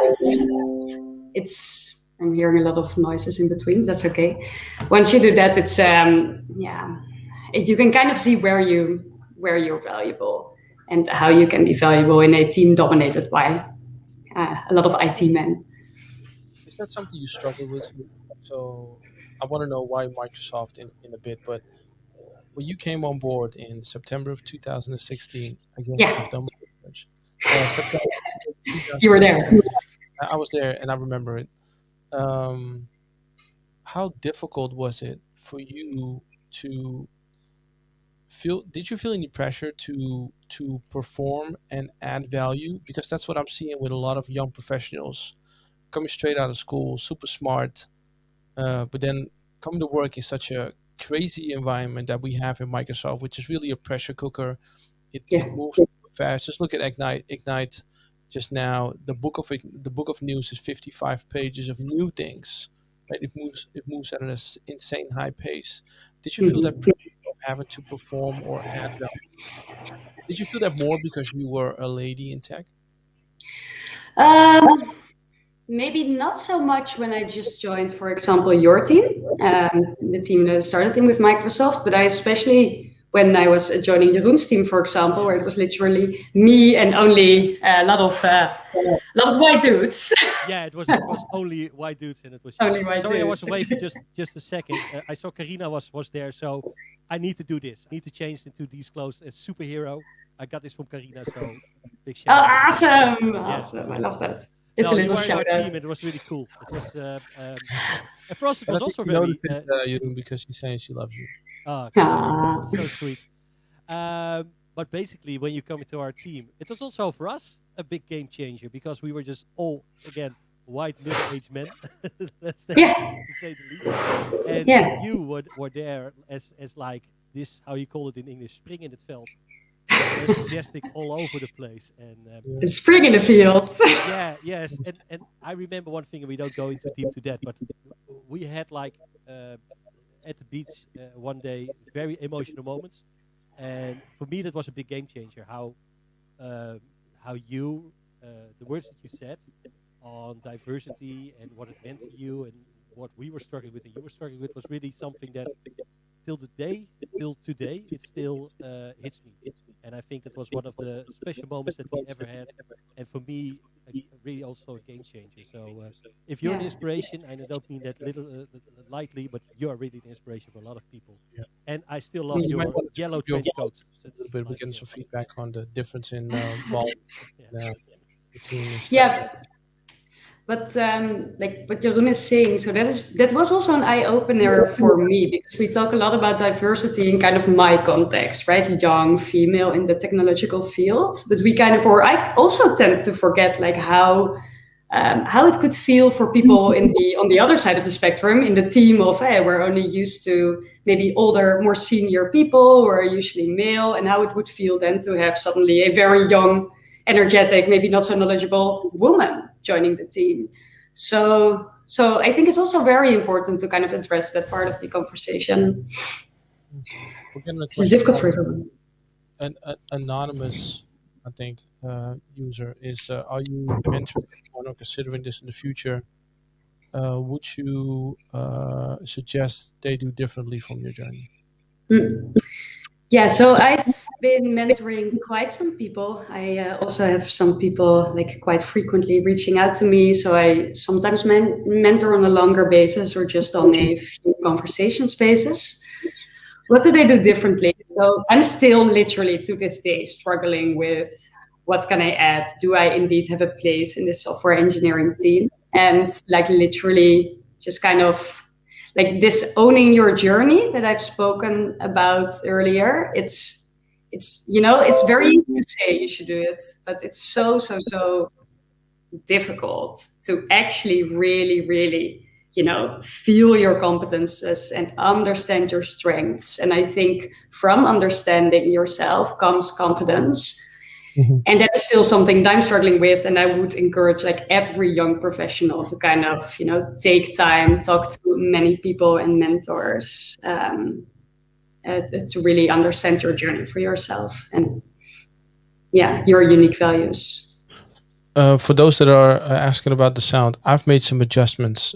Please let us know if it's, me too. Better now. Yeah. Okay. Perfect. So, Steph, so you're a sales executive for partners, playing around in BI and machine learning. You move to the technical strategist role, data and AI. It's still not technical enough for you. Yeah, that's correct. What went through your mind at that point from a career perspective? Because you're playing Major League in Microsoft, right? So there's a lot of it's the big league that you're playing in. Yeah, you're not seeing any roles at that time that fit your persona. So then you have to make a decision: am I leaving or am I staying? Mm-hmm. What made you stay? And then we'll get into the first part of the software engineering role. Yeah. So I absolutely, and that's one thing that I've always mentioned, like I absolutely love Microsoft and the vision and the mission that we stand for, right? So I did really want to contribute to that. But then indeed you kind of come in this, I don't know what the English word is, tweestrijd. Basically two voices in your head. Yeah. One voice saying, it's really great to stay at Microsoft and to contribute to that mission. But on the other hand, it's indeed, okay, but how do I want to develop as a professional? And eventually, I decided that it is eventually, I just have to think of my own journey and how I want to develop. So I really should look for a more technical job. And that was very difficult because there are no real hands-on coding jobs in the Dutch sub, as you both probably know as well. So it was kind of a risk. Also because you mentioned career perspective, also from a career perspective, right? It was quite a nice track on more the technical, strategic kind of roles, moving to an entirely different spectrum where you kind of know nothing about, enterprise software development is next level. Yeah, it's like on steroids. Exactly. You're going from 0 to 100 in like 1 second. Exactly, and I'm like, I wrote a little thesis. This is my HTML code. Do you like it? I can build websites. Yes. So is that enough? Oh yes, it is. Yeah, exactly. And obviously, I did some coding and stuff at university, and just on the side as well, but nothing compared to this. So it was also still, it felt a little bit as a risk, just in general, also from a career development perspective, that I just wanted to do it. Sometimes you kind of feel that intrinsically, Yeah, and so you did, right? So you became a software engineer in autonomous driving, and you I'm just reading off your LinkedIn profile now. You worked on the development of and it's actually all prepared. Worked on the development of enterprise level autonomous driving systems from an AI lifecycle perspective for the largest automotive companies worldwide. What was that feeling like? We'll get into the details of what you exactly did. What was that feeling like? Did that feel like coming home, end goal? This is what I've always wanted, ultimate dream thing? Or was it, I'm super scared, I have no idea what I'm gonna do? Who are these people? What might they think of me? Both 100%. It did really feel like an accomplishment. Like, finally I can do what I've been trying to do for 5 years at Microsoft. No, 3 years back then. 3 years, sorry. But it was also like, okay, now I'm here. I don't know anything. Help. And luckily, I had a really wonderful team and a really wonderful manager back then. It's actually really interesting. My team where I landed in was mainly female engineers. And my manager as well. And she's such an amazing role model, but she really helped me through that transition of kind of going out of the panic zone and kind of transitioning towards the learning zone, How difficult was it? Because you were used to working in the Dutch subsidiary at Microsoft. Everybody was always around you. Back then, we could still go to the office. You were always with people around you who could help you. Now you were on a very international team. I believe most of the team members or somebody or your manager was from Germany, wasn't she? Yeah, something exactly. Like that, right? So you go ahead. Yeah, we were 6 of us, and I always say I was the most. If you take the Netherlands as the middle point, I was the person who lived most west. And then we had colleagues spanning to Japan, actually. So we had one person in Japan, one person in China, and then a few people in different European countries. So that was it was very interesting, but also very exciting because you would see each other in very intense bursts. You would see each other when you were coding at the customer, and then you're in such a bubble of just coding and meeting your colleagues and eating together and getting to know each other. And then also you have the whole cultural aspect of it, like working together with the Japanese and the Chinese. It's so interesting, and those people bring so much other mindset, another way of working. So it was super exciting and very different from the Dutch stuff. And the reason I'm asking is because if I look at people that have to onboard now in these times where everybody's working from home, you can kind of compare those two situations. So what was it that you learned those first few months in your new role where everybody was not around you, but available? What did you learn, and what advice do you want to give to people that are just now onboarding into a new role working virtually? So I kind of had to get over the barrier of reaching out to someone in Teams, right? Because Teams would be the only way right now, and also back then, the only way that I could actually meet new people, basically, and meet other colleagues, and just kind of getting over the shame of thinking, if I reach out to a new person in Teams, I should have a very solid question, and then I would think for an hour about this solid question, and then I came to realize I don't even know exactly what I want to ask. Kind of getting over that and understanding that everyone is in that situation and everyone has really good intentions to help you. That really at a later stage kind of accelerated my learning once I got over that shame. Tell us a bit about the project that you worked on. So I think, Yeah, I'm allowed to. So Microsoft is working together with VW on VW's autonomous driving systems. And I have been part of the ML Ops engagement, machine learning operationalization engagement, where we would basically, in VW, you have those brilliant people who make like the machine learning models for their autonomous driving. And those are all extremely smart people. My daughter is the best, by the way. She went to the store and she bought me cheese bread, chocolate, and iced tea. That is amazing! Oh, you want to say hi? Yes. You want to say hi or no? Yes. Go ahead. I'm sorry. She doesn't bite. You can say hi to Stephanie. I don't bite. Go ahead. Yeah, exactly. So I was talking about Volkswagen developed those really great models, and we basically work together with Volkswagen to see how can we make sure that those machine learning models can be put into production. So how can we make it real, basically, so that you can do maybe at a certain point a software update to the car every few weeks, for example. Basically, kind of software engineering their data science process. That's what I've been working on the first year. You get a compliment from Joachim saying she's the best. We agree. I think that's about your daughter. Oh, no, I think it's about you. But my daughter's the best as well. It can be for both. It's just for both. Probably both. And this ended up in, I think we made the announcements a couple of weeks ago. Volkswagen actually signed a big deal with Microsoft and moving all of this stuff into Azure, right? Exactly. So it was really great to kind of be in that pre-sales. So now going into a new phase. So that project is over. Is that how it usually goes? So you work on a project for the next amount of time, and then you go to the next project? Yeah, that's exactly how it goes. So once we are confident that the customer can pick it over, or maybe a partner with whom the customer works can pick it over, then we retract and we just move on to the next exciting little projects. So what's the new project that you're working on? I am currently working, not in automotive anymore, but I'm working in manufacturing together with a customer called ZF. And ZF is a manufacturer of automotive parts. And what we are doing, we're basically connecting their factory floor, so to say. So it's really kind of the traditional IoT scenario where you have first all those machines and you cannot get data out of those machines. So, people have to walk by with clipboards and write numbers on them and then put them in Excel. We're kind of automating that. Cool.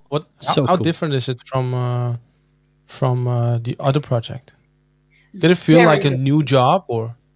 Yeah, 100%. So this is exciting and difficult about CSE, my part of the organization.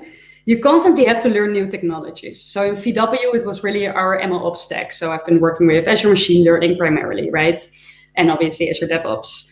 Right now, what I'm doing is like pure application development. So it's application development in .NET, and at the same time, also all the infrastructure components. So a lot of Terraform, Kubernetes, etc. Cool. So it's completely different stuff. Let's go back. Can I ask a question? No, go ahead. I'm sorry.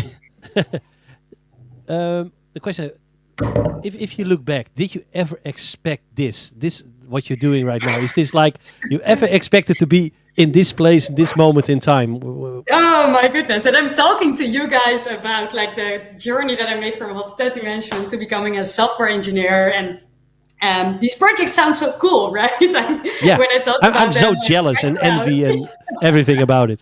It's a lot less cool when you're actually in it. But no, it's not. It's cool.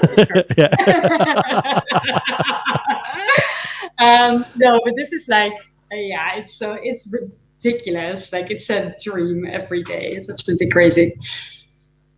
Tell us about, so cool. Because you spoke about role modeling. You and I talked about this a lot, right? Yeah.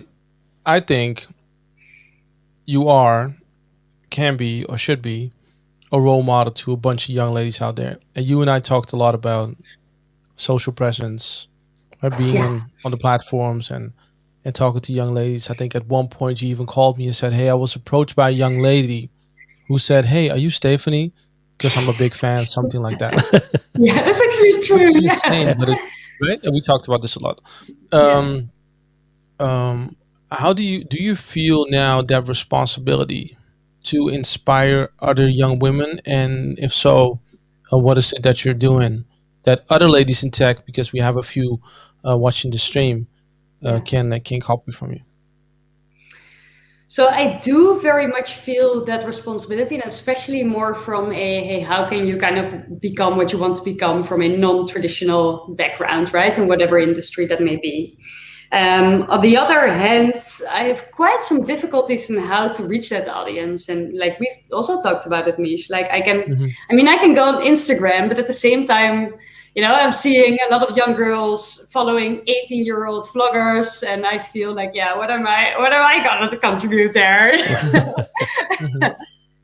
So I do still have difficulties kind of finding the right place to attract that audience. Like I'm very active on LinkedIn, and I very purposefully try to share my learnings on LinkedIn. So don't share like, I'm doing such a cool project, but I'm purposefully sharing stuff like, today I learned about unit testing in .NET. I don't know anything about it, but this is a very good article, So I try to make it very like sincere, basically, and kind of humble, because this is literally what I feel like all the time. So that is what I'm doing in terms of content, but we should talk, I think, about how I can reach those people. Yeah. How do you decompress? Climbing. Yeah. Right? Yeah. What's it called? Yeah. Bouldering? Is that Bouldering. Yeah. Bouldering. Yes. Yeah. Yeah. So that is still, obviously it's now a bit more difficult, but kind of, especially in software engineering, you're constantly in your head, right? And you guys know that as well. So I really love a physical outlet. For me, that's climbing. And at the same time, I used to have a theater group before this whole COVID stuff started. Yeah. And that was really great to kind of let loose like a different part of my brain, like something more creative. So basically that, and now it's just bouldering. Yeah. Bouldering all the time. And you can do it outside, right? There's so many possibilities to climb walls and stuff like that. I don't want to, but you have to hook yourself to a lot of things then. But but I can climb apartment buildings. It's fine. Yeah, exactly. You're like the Spider Woman. Like who's that on the building? Oh, it's Stephanie. She didn't like to. Yeah, she didn't like to code today, so she's climbing walls. So yeah. She's decompressing. Decompressing. Just let her be. Just let her be. Yeah. What advice, Steph, would you give to your 16-year-old self? One, think better about what you want to become, and explore other stuff and other possibilities as well, and think about what you like to do instead of what people think you're good at. Kick that boyfriend out when you're, 21 or something. It will be the best thing you can ever do. Can I ask a question about that? Have you ever met him after this? Did you go like a little, how you say it, na, or just do something with fingers and flip something? I mean, I have him on LinkedIn, so I hope that I sometimes you can sometimes view my profile and think like, I was wrong. And I hope he doesn't say this anymore to anyone, to be honest. Oh, God. So good. Yes. It's amazing. It's such a good story. I'm grateful. Yeah, it is. It is. I'm like that boy was going like this. Oh, my God. Oh, what did I do? What did I do? I created a monster. Yeah. Exactly. Listen, thanks, Steph, for being part of this session. Thanks so much. You inspire me a lot. I think you are a great example. I tell my daughters about you. Your energy is amazing. I miss talking to you, so we should do that definitely more often. Thanks for being on the show. Any closing words, Jeroen? Yeah, I miss you. We had so much fun in the time. How can you say there are people always in the group you have like a click with like instantly. And people that take a bit longer, maybe years, but okay, or never. But we had like so much fun, and I really miss those days. That's that we were in the office in the round table discussions, and so people who are now listening go like, "Oh, this is all the old guy talking again." But I'm sorry about it, but it's really true. You had you and Mick, and we were always like having fun and love stuff. it So so much. yeah, absolutely. I miss you guys too so much. But also, thanks so much for inviting me and listening to me. I love that. Like anyone, if they want to reach out to me on LinkedIn, always feel free. Always feel free to discuss stuff with me. And hopefully, Jeroen and Mies, I can talk to you soon again. Yeah, because we still have that boulder date that needs to go through. So Exactly. yeah, and there will be no pictures taking when I'm start climbing up a hill or climbing up these things because Climbing up a hill. That's yeah, yeah, okay. Oh man, Steph, thanks so much for joining us. Take Thank care, you and we'll so speak soon. much. Thank you. Take care. Have a good Bye-bye. uitzending. Bye bye. Yeah, Bye. thanks so much. Oh, it's so Steph is good the that she was best. here. Oh man, Best. She's the best. yeah. Jeroen, I suggest that we all take a small break. Let's look at some of the comments real quick. Steph, thanks for sharing. Hi, Stephanie. First of all, I love your energy. Wow, totally agree. Oh, she's still here. I totally agree. You should be the role model for young people in tech, like Michel says. I do have a question. Oh, okay. You're still there, right, Steph? Let me pull you back in. Hold on. Yeah. Hello. Hello. Hey, that's a long time no see. Yeah, That's she our is. next guest is already waiting, but he'll wait for a few minutes. Okay. And I know we have some cool demos coming up, I think. So, what can managers who are used to managing traditional engineers learn from you? What do you need to excel? How can old school managers adopt the young, enthusiastic engineers like yourself? Great questions. Great questions. That's an amazing question, actually. First off, probably don't assume a sort of baseline of knowledge. I have a lot of also managers starting to talk to me about .NET development, like it's breathing air. Everyone does .NET development, so you might know all these concepts and basics, etc. But I just don't. I don't have a computer science background, so I have no clue what you're talking about. And I also see this with customers happening. We kind of assume a sort of baseline of knowledge of specific customers, even though that might not be true. So I think in general, we should always check in if we speak to someone, especially regarding development, like personal development, not engineering development. Like kind of really understand where the person is coming from, what he or she knows and does not know. At the same time, I had a lot of value of managers putting me in my strengths. So really recognizing that I might not be the best software engineer, like absolutely not in terms of traditional coding. But I am a very good software engineer in other disciplines. For example, in talking to customers or getting a team together or asking questions or understanding the business relevance. And all those aspects are also, in my opinion, and also in Microsoft's opinion, a very important part of being a good software engineer. So I would say what helped me a lot is really recognizing those strengths, amplifying those strengths, because it also gives me confidence in that I can indeed be a good software engineer, even though I'm not the best coder in the world. I hope that makes sense. Makes a lot of sense. It's a full question. Thank you. Yeah, you got to go now. Bye.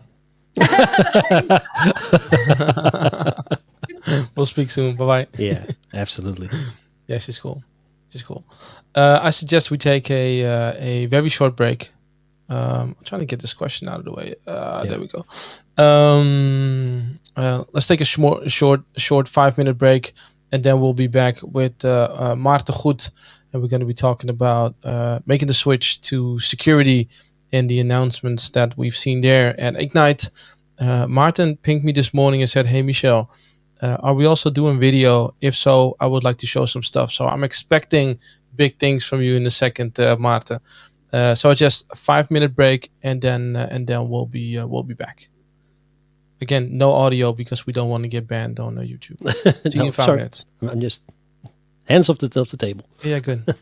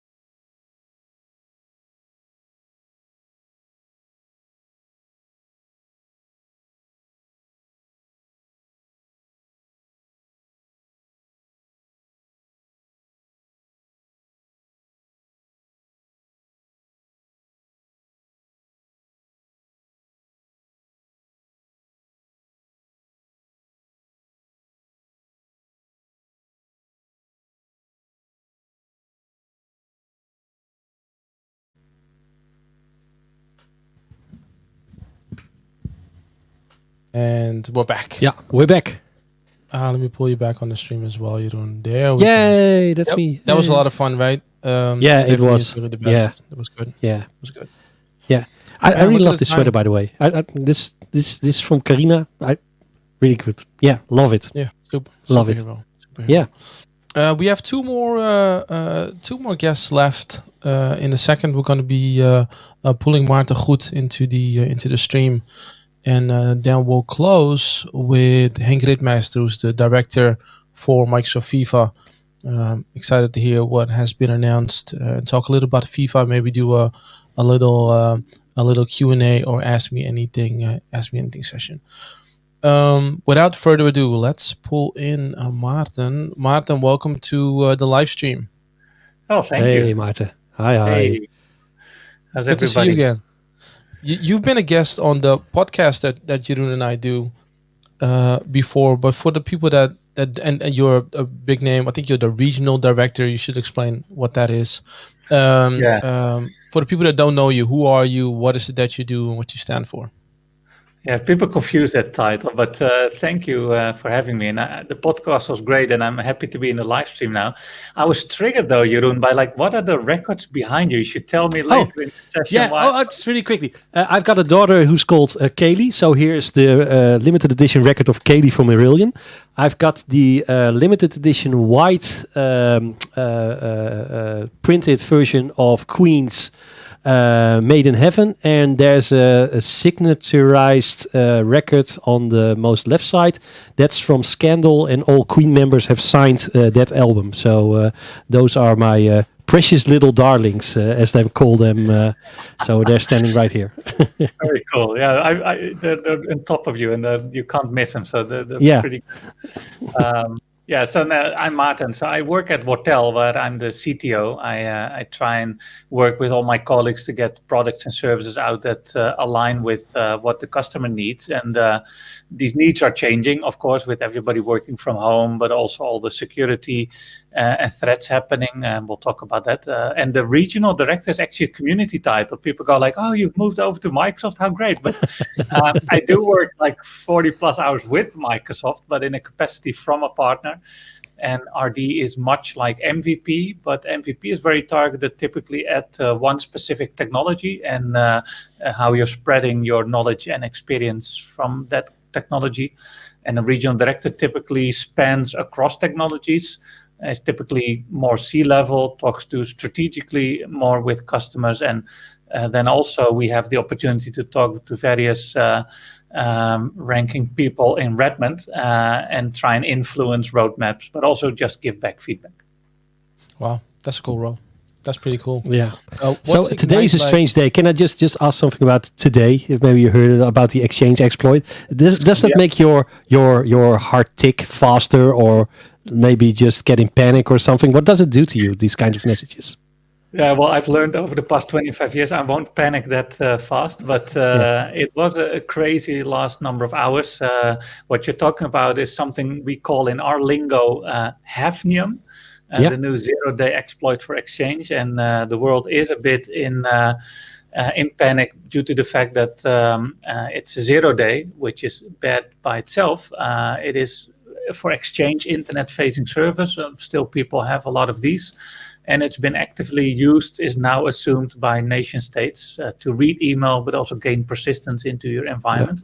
Yeah. So Microsoft certainly wants to get you safe quickly. And from our security operations center, we've been working over the past hours to get our people and our customers safe using patch management and other methods to mitigate the risk. But it's been an exciting few hours. Day. Yeah, same here. Yeah. But it's fun because on the other hand, Microsoft has a lot of tech nowadays. We're not in the dark anymore. Like we get this communication from Microsoft's Threat Intelligence Center in Redmond. It's a big group.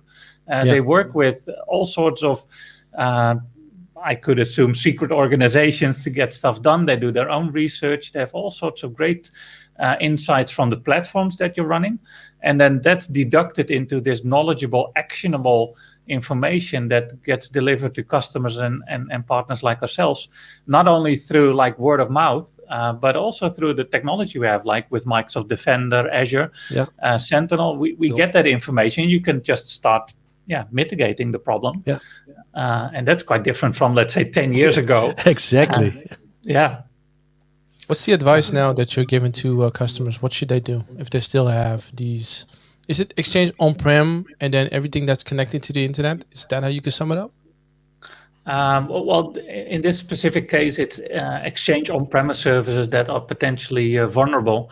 The first thing is, of course, to understand, do you still have these? And if you do have, then in big capitals, patch now with an exclamation mark.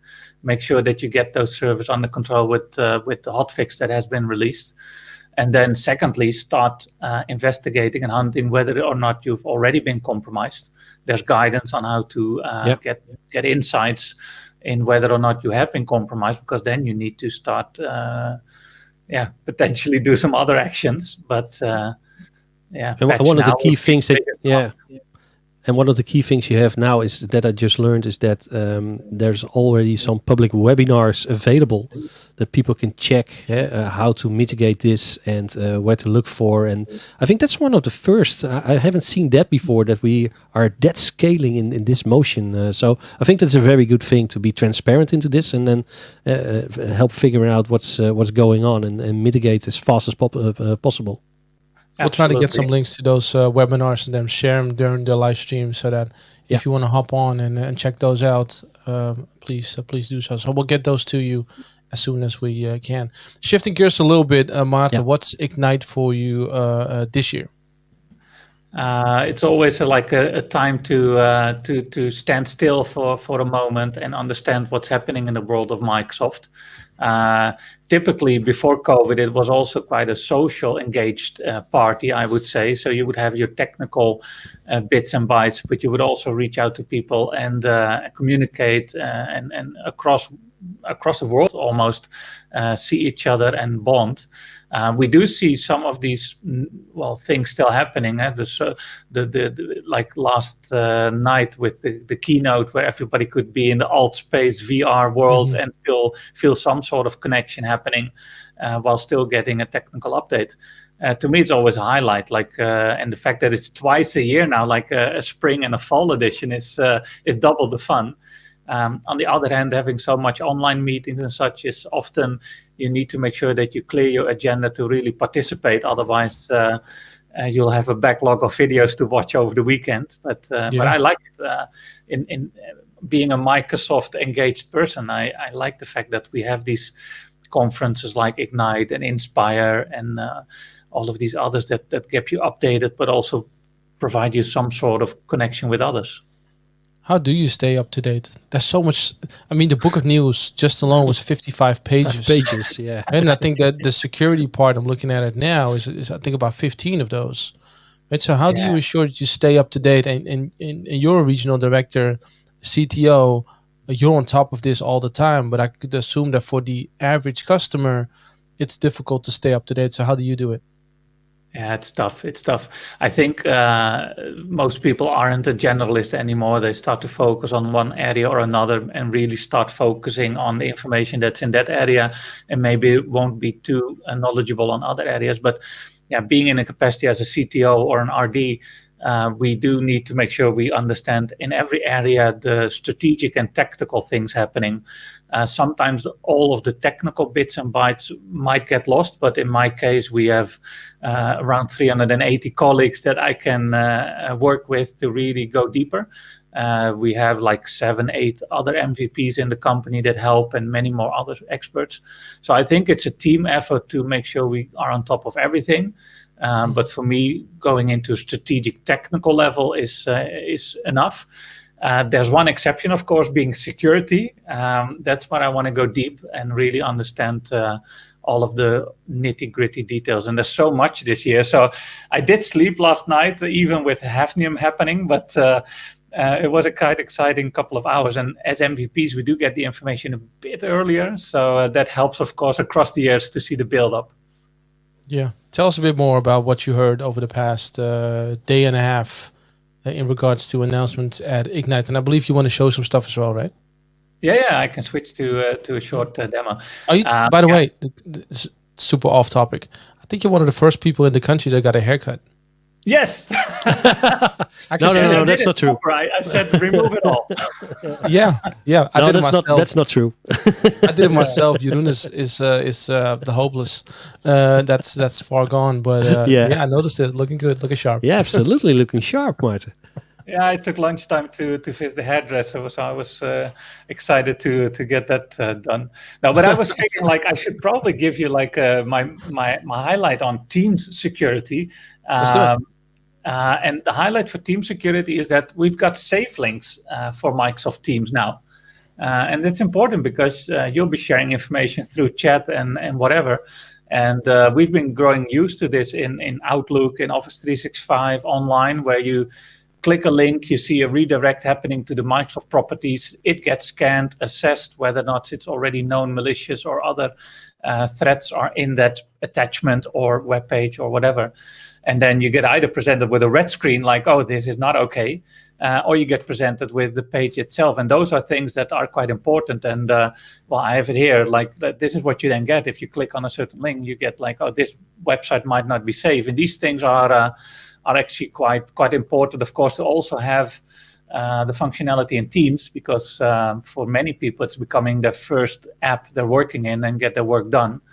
So to me, like safe links for Teams is a big thing, although it might go unnoticed that it's just behind the scenes. We got a question around this from Jason a little bit earlier. We didn't get into detail, but we spoke about it briefly. And Jason is asking, is there a delay between pasting the link and when the user can click on it, wondering if there's a delay while the link is checked? Well, I would say that the delay is almost next to none. Whenever somebody like me, if I want to chat something to Michel, I put it in the chat, and by the time I'm putting in the chat, the system converts it to a URL that has the redirect in it. So Michel never instantly gets the first URL. It always gets the safe link URL directly. So for the receiver, there's really no delay. It's instantaneous. And for the people pasting the links, it's converted while you paste it into the chat, for instance. So I would say the delay is next to none. Cool. What else did you see during it? And then I heard something about a attack simulation training. Yes, and that's important. That's like the user awareness bit of things, right? And so many people are saying like people are the weakest link, but I'm saying people are the strongest link in your organization. Like if you can train them, if you can get behavior in, if you can raise the fact that they find secure working important, you'll see that that is the best protection you have against any threat potentially. And the simulation, the attack simulator, I should call it like it's called, the attack simulation training is now generally available. So it's available to everybody for Defender, for Office 365. And you can run campaigns. So you can do like phishing trainings. You can get some analytics on how well that's been used, or where you could improve and get more training or behavior stimulation to certain groups or people. And so the attack simulator is good because it's native to Office 365, and many people are there already. It's native to Outlook, so any Outlook you're using on any platform is having the capability to work with the attack simulation training. So it's very much where you already are, but then it gives you the option to start training and start raising awareness and get your people to become the strongest link. What's the response of most users when they get confronted with stuff like this, with the awareness training? Do they see it as a necessary need? Is it eye-opening? How do they respond? I think it depends on how you put it into the organization. If you don't have an adoption program to guide them on what will happen and why we're doing it, and why and motivate them on doing it, it's going to be tough. Because if you just get a random email and you get some memo from somebody, oh, you should click the report phishing link whenever you get this, that's not really guiding people in working safer. And I think that's universal, right? With adopting Microsoft tech or any tech, it's like you need adoption. You need to guide people. And the same goes for user awareness and security training. Don't throw it over the fence. Like that's not going to be your best way to get this done. What do you see as the most common security mistake or threat that is being done with people. So if you see like, well, what's the top 10 that people will bite into or get fished by or whatsoever? Well, actually, in this area, phishing is a big problem. You'll see statistics, and I'm not sure which one to trust, but we see a lot of statistics where 6 out of 10 attacks originate from spear phishing. So that is still a big problem where both from a technology standpoint, you can do something about it, but also from training perspective, you can raise awareness. And once you get that number down, at least the initial attack factor will go down, and that will help. So we still emphasize a lot on security training, make sure your people are the strongest link. But second, the biggest threat you're seeing this year, past year, and the years to come is ransomware. Like ransomware is everywhere. It's a big financially motivated business. Yeah. And so there will be attack groups that do this for a living with a professional organization. Their tier 1 help desk to receive your money or get questions on how to wire the bitcoins will be typically more professional than your tier 1 for office support. And I'm just trying to tell and shape the fact that there's so much money involved that ransomware is a big threat. And there's a lot of things you should try and do before this hits you. Because to my personal opinion, it's not a matter of if you get hit, but when you will get hit by ransomware. Mm-hmm. If you look at the NWO from a few weeks ago, where they stole all kind of data and also ransomware type things, that's really bothersome. And do you think you can? How do you say that?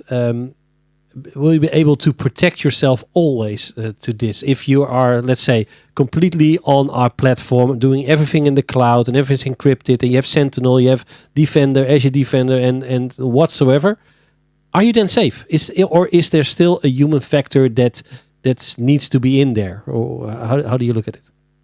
Yeah, well, 100% safe is utopia. That's good. That's going to be hard to reach. Certainly, you'll need to do it over 3 things: people, process, technology. Like everything, like it's not a technology like solution per se. There's a lot of technology involved that you need to do, but the people part is important, but also the process part and how you work together and all of the things you do there to also prevent accidental sharing of data or accidental access to certain things. But certainly technology is a big ingredient. So making sure that you have like your identity safe, your endpoint safe, your online environment safe, your backend Azure platform safe. Those are big ingredients that you can cover with Microsoft Tech. And if you saw the numbers last year, and Forrester has been saying this since 2019, like Microsoft is a security company now. Not only like in share revenue, like how many licenses or subscriptions have been sold, but just on the fact that there's so many people involved in research, development, protecting you, but also all of the coverage that there's there in the platform, but also for things that are outside of the Microsoft world. Like with Azure Sentinel, we can help you detect and protect on GCP, on AWS. At Ignite, new connectors for things like SAP, Oracle, all of these worlds that are on Microsoft. So Microsoft is a big player, and with the Microsoft Tech, you can go along a long way. But just moving in tech into your company is not really the final solution. No, I think we announced over 30 new built-in connectors to simplify that connection across multi-cloud environments that include Dynamics, which is Microsoft, Salesforce, VMware, Cisco Umbrella, and many more. Tell us a bit about Sentinel, what it is, and what updates you heard the last few hours. Yeah, so Sentinel is, of course, Microsoft's cloud-native SIEM, and you could think of it as a way that you'll have all sorts of security technology. They'll be keeping you safe, but they also provide you with signals of potentially things that are happening in your world. So from your online environment, your endpoints, and so forth, you get signals. And what you probably don't want to do is chase every signal individually from any specific product. You probably want to combine those signals and get one at a view, one one single pane of glass, as people tell it. And that's where Azure Sentinel steps in. We can take signals through those connectors and such into Sentinel and then correlate them into use cases, because like a strange sign-in event, like if you go to Belgium tomorrow to record a certain video or live stream, will probably give you some sort of signal from your identity system, like, hey, Michel or Jeroen is now in Belgium. Is that something that's non-typical for this time? But it's not necessarily a threat. It's maybe just you traveling. And so you want to combine it with, okay, we saw a different sign-in event. At the same time, we're seeing traffic from an IP address that's rogue, or at least that's not something that's common. And maybe a couple of minutes later, you see something like on the endpoint happening, a rogue PowerShell script or something that came from spear phishing. And then maybe you're seeing a data channel opened where they're exfiltrating data into Dropbox. And those signals combined, of course, if you correlate those 3 or 4 things, are very strong. They will give you a strong indication on this is bad. We need to now step in and maybe run something to make sure you get mitigated. But if you just have one signal, that's hard. So Sentinel's trying to make sense of this bigger world, trying to help you get a single pane of glass, but also give you an actionable response. And that's what we call SOAR in Azure Sentinel world or in SIM world. And those also have been getting some updates over the past 1.5 days at Ignite, where you find this use case, you get like a strong indication of something bad happening, but it's 3 a.m. and you want to get instant protection, like you want to block something, you want to isolate something, maybe you want to do dig a bit deeper and get some forensic analysis. So all of those SOAR playbooks are now available to you in Azure Sentinel. You can combine them and enable them. And that's also very powerful. So Azure Sentinel is also not just combining signals, but also responding and helping you, I would say, coordinate responses. Yeah, so SOAR is security orchestration. I'm reading it, by the way. Automated response. I'm talking acronyms. I'm sorry. Oh, that's good. No. I'm just trying to explain. I'm learning as we go as well. Too long. Yeah, and so you can create automation rules and then do stuff such as block IP addresses, isolate endpoint devices, update risk states, etc. Right? Yeah, and those are important things. They seem logical and open doors, but if it's 3 a.m. and you got 2 situations happening at the same time, you won't have enough people, and automation will be the extension to your operation center. It will help you really start to automate these things and respond. So and these are things you can author yourself. So it's not limited to what Azure Sentinel gives you. These are things that are built on top of Azure Logic apps, PowerShell, Azure Automation. And so you can respond into any system that you have on your property. If you want to, I don't know, decline badge access to somebody, that's probably something you can automate through an API as well. Yeah. And if you look at, we're now working from home a lot. What are the most risks from that in a hybrid world? Is there like an extra layer of risks now when people are working from home? Potentially, it depends on how fast you're moving to adopt to this new world, because also from a security standpoint, you need to start adopting. Traditionally, historically, you saw security controls very much targeted at work locations, like your firewall at a certain location, or badge access to a certain system, or monitoring behavior based on that location.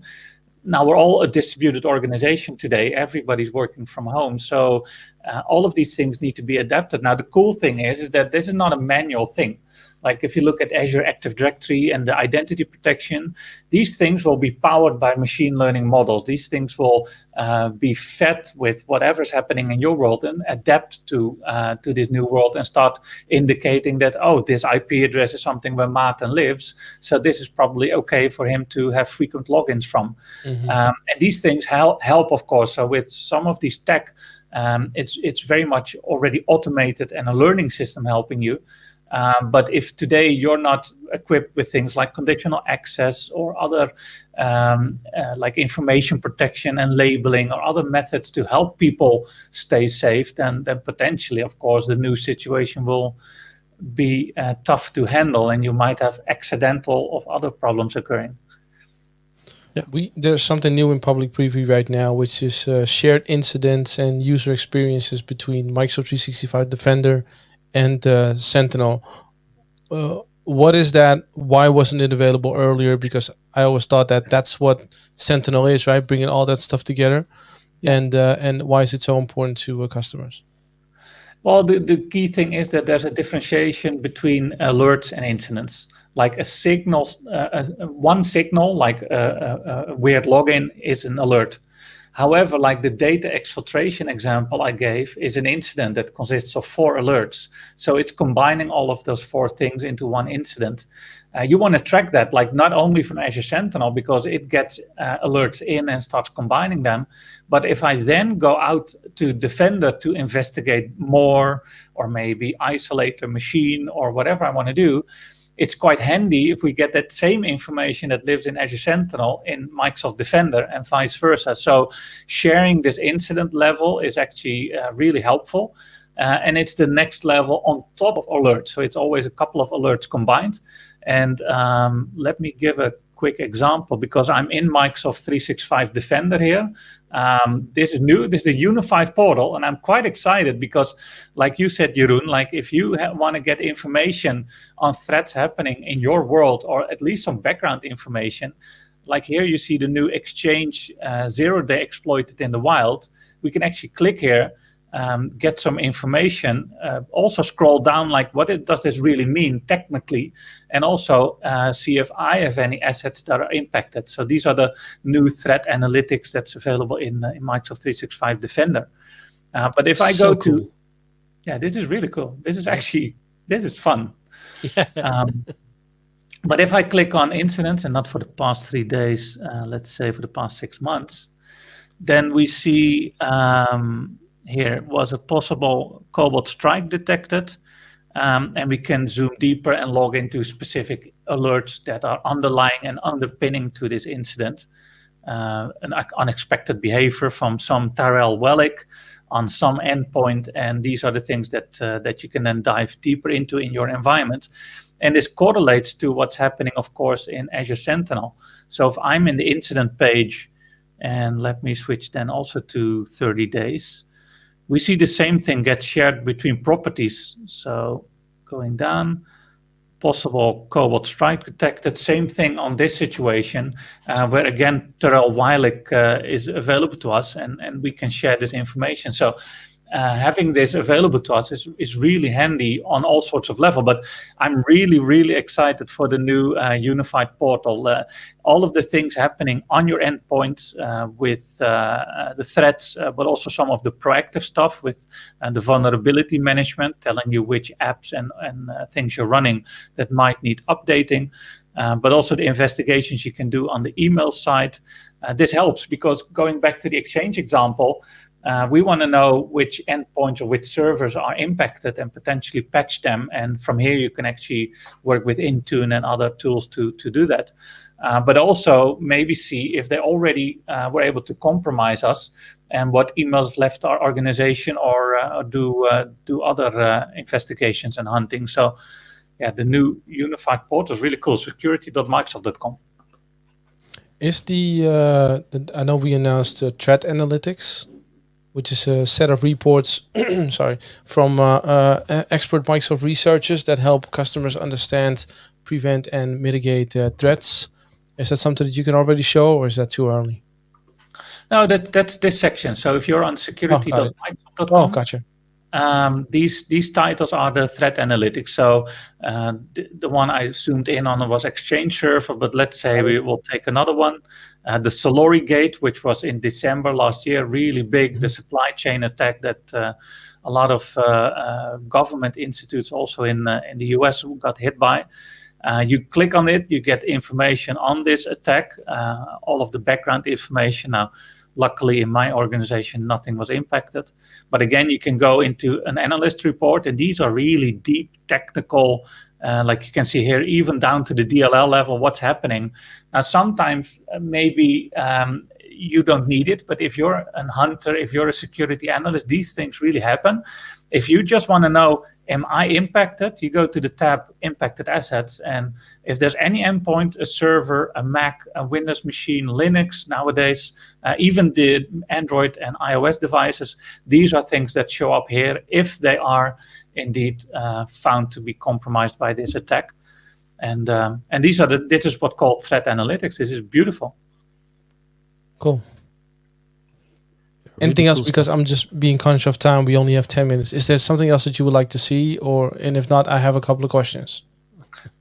Go ahead with the question. There's one thing I want to highlight to the viewers. It's like passwordless is now generally available. And that is still, or I would say, the number one priority. Like, yes, talk about it. Get rid of your passwords. Like 2021, get rid of your passwords. That's the whole actionable thing to do this year. Everything's available to you native in Azure AD. You could work with your Authenticator app on your phone for your users. There's security keys. There's all sorts of stuff you can do to not use a password and be very safe. So passwordless becoming GA, worldwide available in your tenant, is indeed very important. What are the steps that people need to take to move into that world? Because I think, and it's also, I've always thought about security and how do you balance productivity and security. For me, this is also a big boost from a productivity perspective, because it's become so much easier for me, because I just enter my username, I get the notification in my app, I click accept, use the code, and boom, I'm in. So where do you start? Yeah. But where do you start as an IT admin to roll this out? So this is something you can enable in your tenant. So it needs a short preparation to enable it in your tenant, but also have a strategy on the rollout you do to users.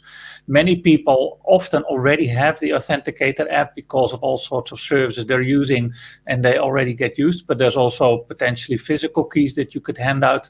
The great thing is the enrollment process is also very easy. There's something called the temporary access pass. So you get some sort of unique one-time code you could use for users to enroll into the service, and that you can distribute to them in a safe way. And then depending on the device that you're using, like you said, you have a phone, you get a notification. That is something that you then enable for users. And the next time they will input their username, like you said, they will get a notification and they hit approve and they're in. So technically it's something that's more planning, like plan to get there on what groups you'll do first. Do you want to go big bang? What are you going to use, the app or maybe physical devices or whatever? But other than planning steps, there's literally not a lot of technical steps involved. Cool. We've also, did we get a question in? No, it's for Stephanie. Yes, for Steph. We also announced something around data loss prevention in Chrome browsers and on-premise server-based environments, SharePoint servers, I think 2.10, 2.13, and 2.16. How Yes. important is that, and what does it do? Yeah, and we announced new Windows Server 2022.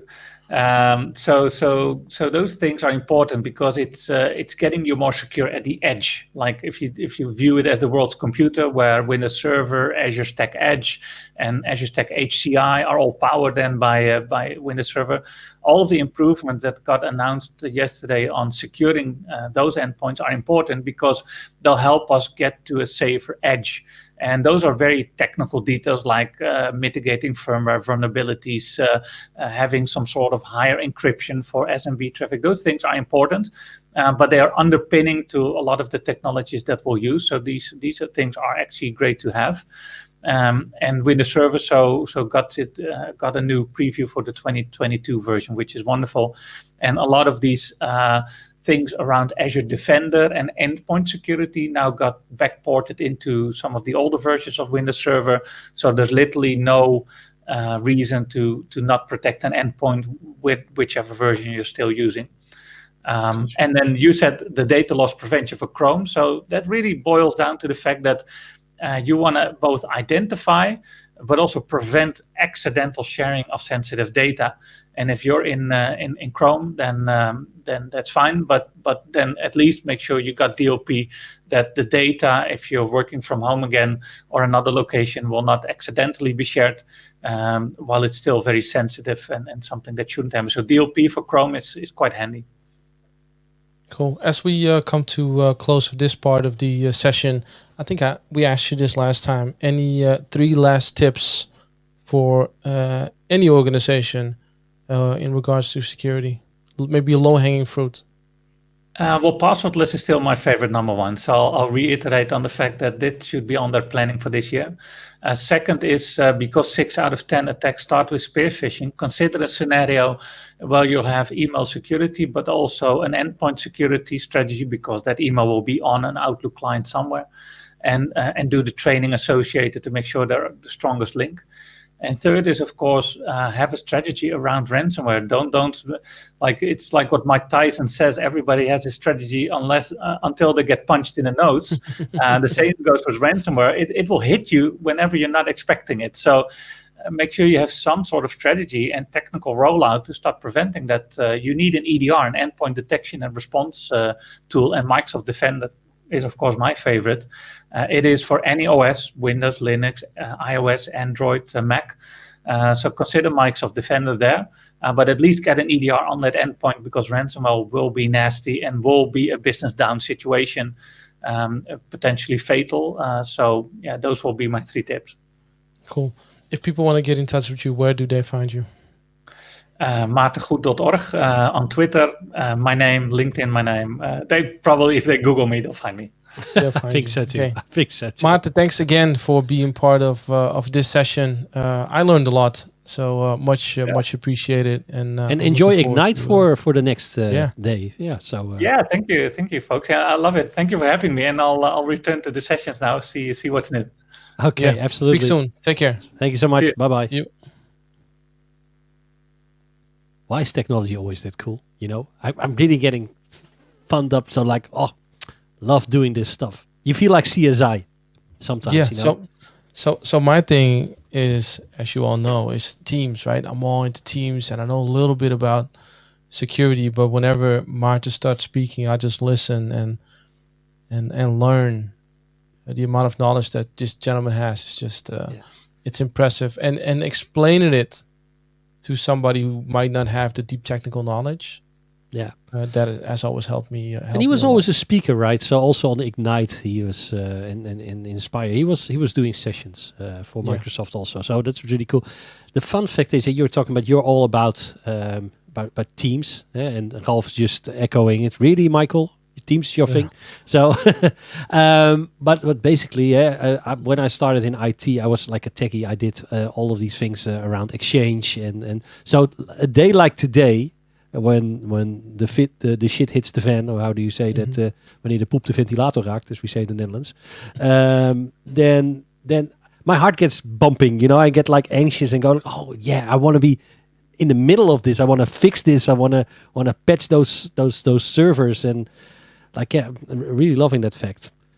Like, patching day was a thing in the past. Did you also had that? Like, every month, Microsoft had like these patches coming out. And then on Tuesday, there was Patching Tuesday. And we make a big party of it. We had like pizza with the whole team. Yeah, like you were still in the office. I was an system engineer for long ago. And I did like all these patches on Windows Server 2000 and Windows NT and all stuff like that. And it was on every month. And we had like pizza. How do you think this body came about? It's still from that period. And a lot of gray hairs that eventually turned into it leads to no hair, to absolutely hair lossless. So let's do another quick break. We'll be back in about 4 minutes. We'll be speaking Microsoft Viva with Henk Ritmeester, who isn't here yet, but let's hope he'll pop up any minute. We'll take these next 5 minutes to grab a drink, small bio break, and then we'll see you shortly. Big bio break evens for some people. Big bio break. I don't want to know. You don't want to know. See you all in a sec.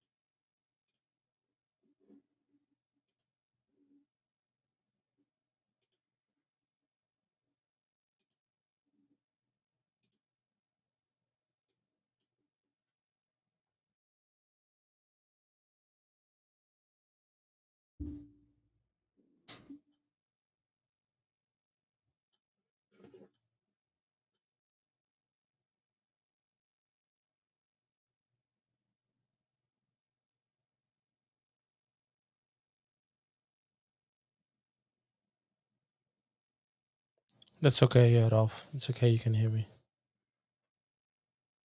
No secrets.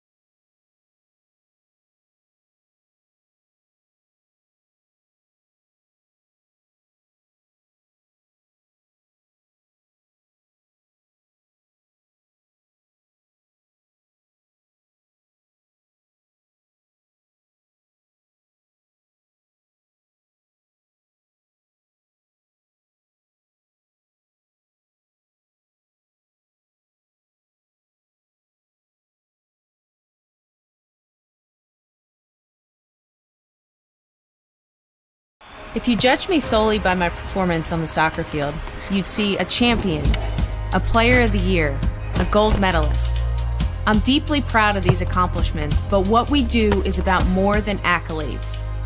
It's about the relationships we build, the knowledge we gain, and the support we receive.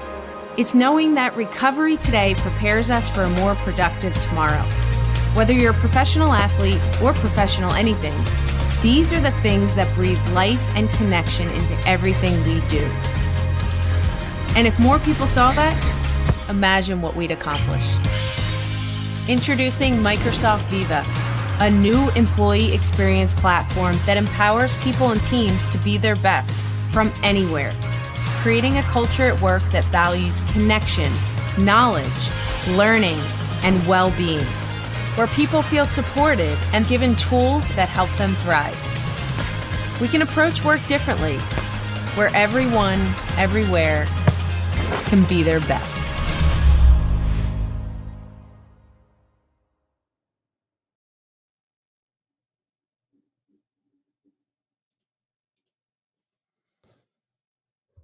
And are we back? If the webcam wants to work, we are. I don't think it does. Let's give it a second.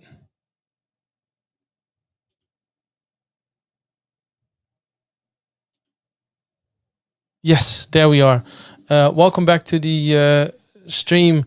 If you are just joining us, this is the last part actually of the stream. We're going to be talking for the next 20-25 minutes about FIFA. Before we do, we would like to give you one last opportunity to grab one of those Teams Talks t-shirts. And I see I just deleted the banner, so let me Teams Talk shirt. If you go to this URL, and this is a little gift from Jeroen and myself to those that are watching. If you go to this URL, use code IGNITE to claim one of these shirts. Yeah. We're just getting ready to print those up, and they should be available in the next few weeks. Once we have them, we're going to ship them out to you, and you'll be one of the first to have them. And it's a limited edition, right? I think we only have about 200 or 300. That's it. Yeah, it's still limited. Like if a world population of 7 billion people, that's like so limited. Yeah, that is limited. Yeah, and we have about 80 people currently going in and out of the stream. So we have a few left for you to check out. Without any further ado, because I think we all have somewhat of a hard stop, and we've been talking for 3 hours straight. Let's pull into the stream. There we go. Henk, welcome to the session. Hey, good afternoon. Good afternoon. Hi, Henk. Henk, I think your official role is director for Microsoft Viva. Is that correct? That's correct. What does that mean? It means that I'm responsible for explaining, implementing Microsoft Viva for clients within the Benelux, Sweden and Finland. Of course, together with a ton of colleagues from Microsoft. So simply put, my role is to be a specialist in everything regarding Viva. I can assure you, Michel, it's hard these days because the announcements are coming and coming and coming, specifically during Ignite. But that's my role, and I'm loving it. And maybe to add from that, my background is non-technical, Michel. So most of my colleagues at Microsoft are really into everything that is related to IT and the technical parts of it. My background is HR. So my interest is very much in how can we literally apply all the data insights, but also the applications for Microsoft into the working experience, the employee experience, into literally the business, and how can we make the business better on what we have to offer. Yeah, I would love to talk about that, and because I like that whole HR ID and that new spin that we're now giving to IT. You probably saw the announcement of FIFA coming a few weeks ago. What was the decision to do it before Ignite and not during Ignite? If you know. Oh, that's a very positive phrase, Michel. So looking back, we announced what we called Workplace Analytics, Project Cortex already, had the Ignite before Ignite in September, so September 2019. Then during 2020, of course, we were confronted with COVID-19.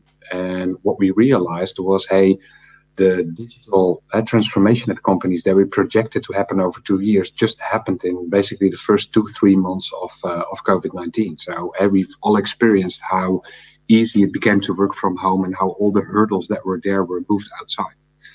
We also realized, hey, this is having a huge impact on the way people collaborate, on how they experience their work from home. And as we've all heard, there's a ton of research done on, COVID-19 and work from home is helping us to be more productive on one hand. And on the other hand, we're struggling to stay connected to our company, to stay connected to the wider context of what's happening in the company. And it's also harder to build your network, specifically when you're new in a company, and find the knowledge that you need to deliver a good job. So that made us decide to, during Ignite September 2020, only announce what we now know as SharePoint Syntax instead of already more. And thanks to that delay, we were able to, pre the Ignite we're having right now, to announce Viva, basically the employee experience platform. And it's I think we're all deeply regretting what's happening with COVID-19. From a technical perspective, it's pretty cool at the same time to see how we're able to accelerate and try to adapt as much as we can to the given circumstances, leading for Microsoft to announcing Viva. For me, it was a standout moment when, was it a month and a half ago, we decided to do a single event only on Microsoft Experience, and then Viva being the first installment of it, because I think it's such an important part to think about, because technology is more than just implementing, selling and migrating. It's about actually taking full advantage of what it is and then creating those experiences for employees to ensure that they can be the best version of themselves at work. So I like how we singled that part out, that we were able to build on it during this Ignite. For those that are unfamiliar, could we touch on the 4 pillars of Viva real quick? Yeah. So we start with connections? Yeah, well, maybe let's start with the overarching thing. I think the way, if you really look back in the history of Microsoft, we all know that we faced a huge change from the moment Satya took over from Steve Ballmer. And what changed deeply is that we decided, hey, we don't want to be product sellers anymore. We don't want to be those guys that know everything. We basically want to become partners of our clients again, listen very carefully to them and learn together with them. From there, we already learned that every product in itself is cool. If you look at SharePoint, it's offering a ton of opportunity. If you look at Jammer, it's offering a ton of opportunity. But we also learned we're basically pitching our products very much into the budget owners, and then looking with the budget owner on why is your company purchasing SharePoint and how can we help you to reach your goals. And what COVID-19 made very clear in our face is, in all fairness, it's not about the budget owner, it's about the end user. It's about you, me, using the products in our day-to-day life, and that should be seamless and easy. And at the same time, we realized, hey, organizations are sometimes struggling with getting engagement on their intranet, SharePoint intranet, while there is a ton of engagement on Jammer, or the other way around. Or we see that organizations struggle with Jammer and with SharePoint, but they have already a ton of engagement on their learning platform. And you can come up with all those equations. And if you look what Microsoft Viva is doing, is first not starting with the budget owner in mind, but with that end user. How can we create one place where, as an end user, I don't care if I'm on SharePoint or Jammer, it's just happening in that one app. And if I'm reading a cool company announcement from there, I can respond via Jammer. I can raise a question, and automation is helping me to find the colleagues that I should raise that question to, instead of me spending a ton of time on that. It's possible for colleagues to recommend me with learnings and tell me what they liked about it. And I think that's the huge benefit, while at the same time, and that's even cooler, we can at the same time show you and promise you that the engagement happening on Jammer is now beneficial, is reinforcing what is happening on SharePoint intranet or on your learning management platform. Last but not least, and I think that's also good to mention, what you know, Michel, is that Microsoft is already some years very focused on what can we do for the frontline workers. So we've been really focused on office workers. We also have the people working on sites, etc. We have developed cool things like walkie-talkie in Teams. And what Microsoft Viva is fixing is, nowadays you need to remember that I need to spend 10 minutes to go to SharePoint intranet. Then I need to spend some time on checking up what's happening in the Jammer app. Then I need to spend carve out some 10 minutes to go to the learning management platform. And for a frontline worker, that feels like, hey, that's cool information for the hotshots, but it's not for me. So why should I go there? And with Microsoft Viva, we're bringing it all together, so I don't need to remind myself to go to all these portals. I'm just in the portal that I use for my walkie-talkie and for my chats, and in that portal I will get feeded with information. But on top of that, the organization can start curating what is the information that is interesting to those frontline workers, that is really making a difference to them. What should be top of mind for them, instead of just bombarding them with everything that's on the internet. So again, with the end user in mind, there's much more targeting possible, and it's much more focused on how can I deliver to each and every different group of employees the experience that they need. Is that why we developed this from a mobile first perspective? That's definitely why we developed this from a mobile first perspective. Talk a bit about Viva Connection. What is it? How is it different from SharePoint intranet, and what should customers be looking for? So the biggest, if I have to explain it easy, the biggest difference is what I already told. I don't have to go through to a lot of different apps. It's all there. But I have to simplify it. If I go to LinkedIn, I'm a social medium for business. I go through my timeline, and in the timeline, I see updates that are relevant to me. So I see updates from my network. I see updates from companies. I see recommendations on jobs that I might be interested in. I see learnings that might help me to develop my career or certain skill sets. And it's all happening in one place. Well, you know this, spoiler alert, already some years ago, Microsoft purchased LinkedIn. So we acquired a ton of knowledge on, hey, how is that working? And why is a timeline at LinkedIn working perfectly well, while we are still in our products, are focused on what's happening in a product? What Microsoft Viva basically is doing is using that same way of building up a timeline in the Viva experience. So from a connections perspective, I'm not just getting the corporate announcements in one stream. Now, in one stream, I have literally visible what is the news relevant to me? What is the conversation that some colleagues started around that news? What are questions that they are raising? What are learnings followed by my colleagues that might be of interest to me based on the work or the search I have been doing? What are documents, experts, projects that I probably should be interested in? And then last but not least, we have this opportunity to create a dashboard where we can offer you with different tiles with very simple tasks to perform or things to do. So, hey, I want to check my payslip. Normally I should go to an HR system. Now I can do that in that one app. If I'm a cashier and my shift is about to start in 5 minutes from now, I will get a notification, hey, your shift starts 5 minutes from now. B, did you already do your COVID health-19 check? Yes or no? And I can perform it immediately right away in that same app. Again, mobile experience first, Michel. Yeah. I've heard some MVPs call it adaptive cards on steroids.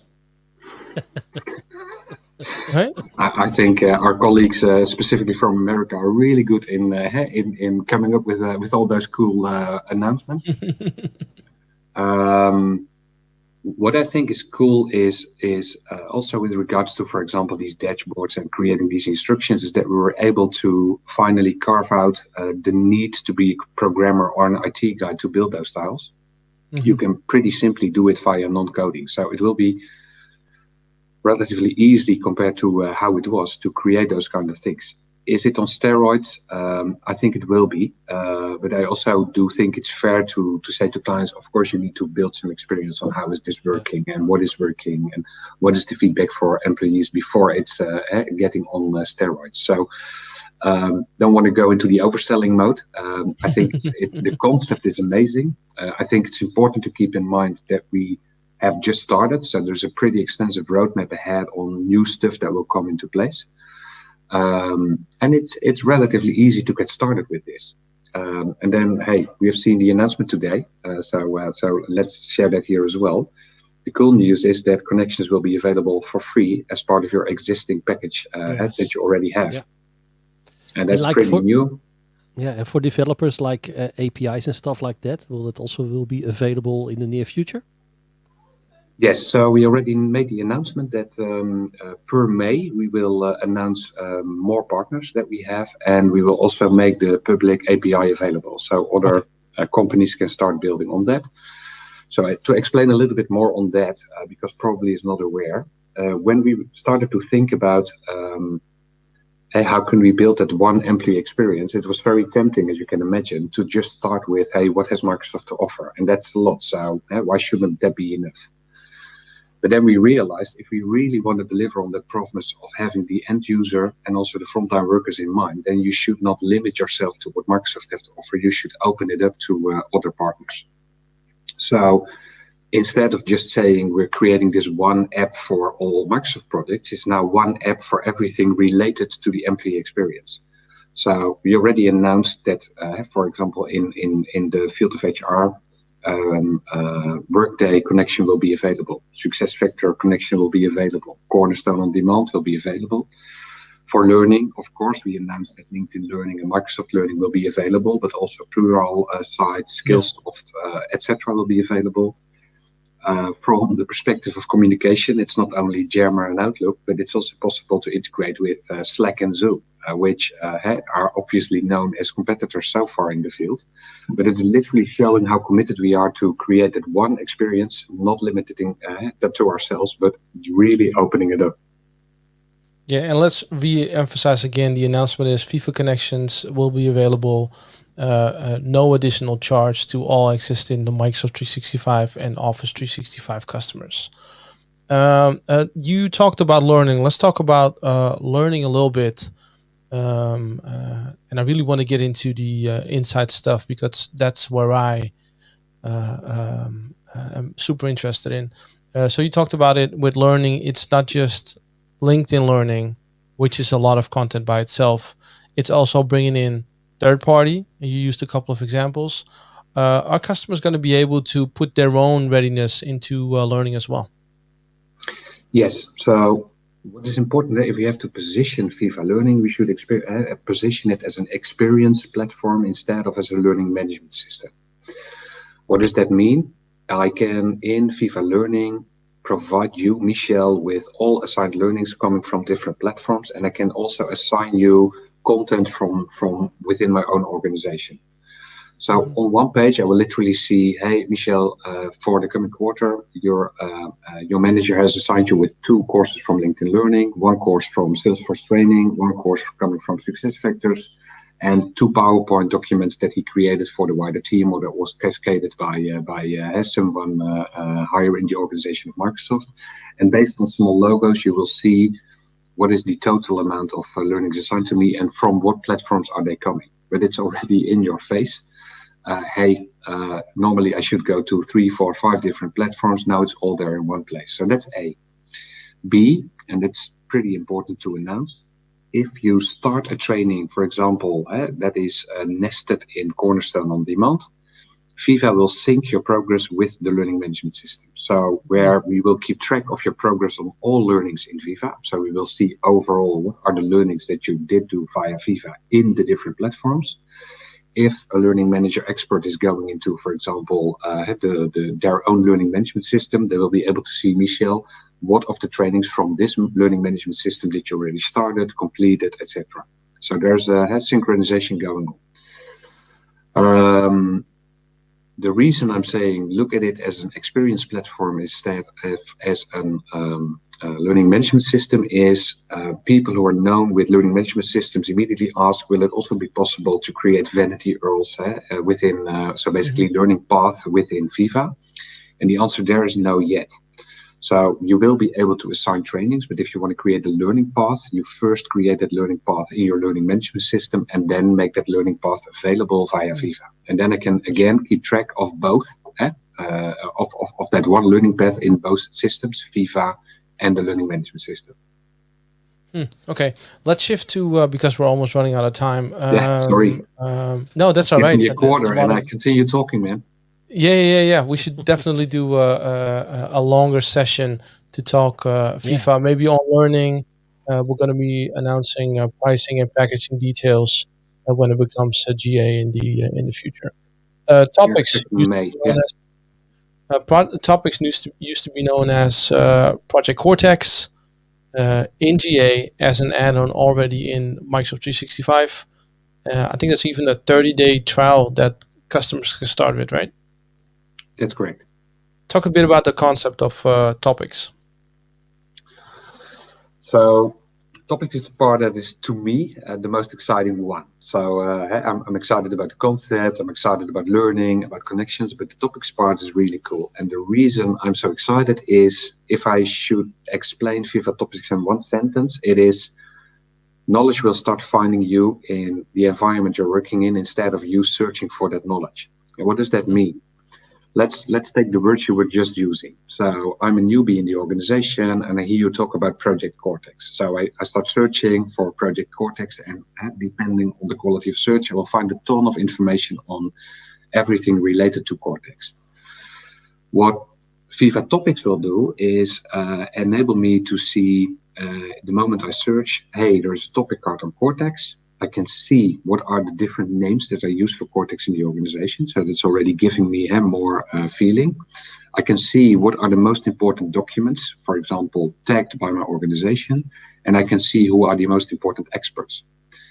If I then click on that topic card, I will go to a page where I will find all information around that topic. And the coolness there is, it will immediately show me the context of Project Cortex. So it will tell me, Henk, you're searching for Project Cortex. Here's everything you need.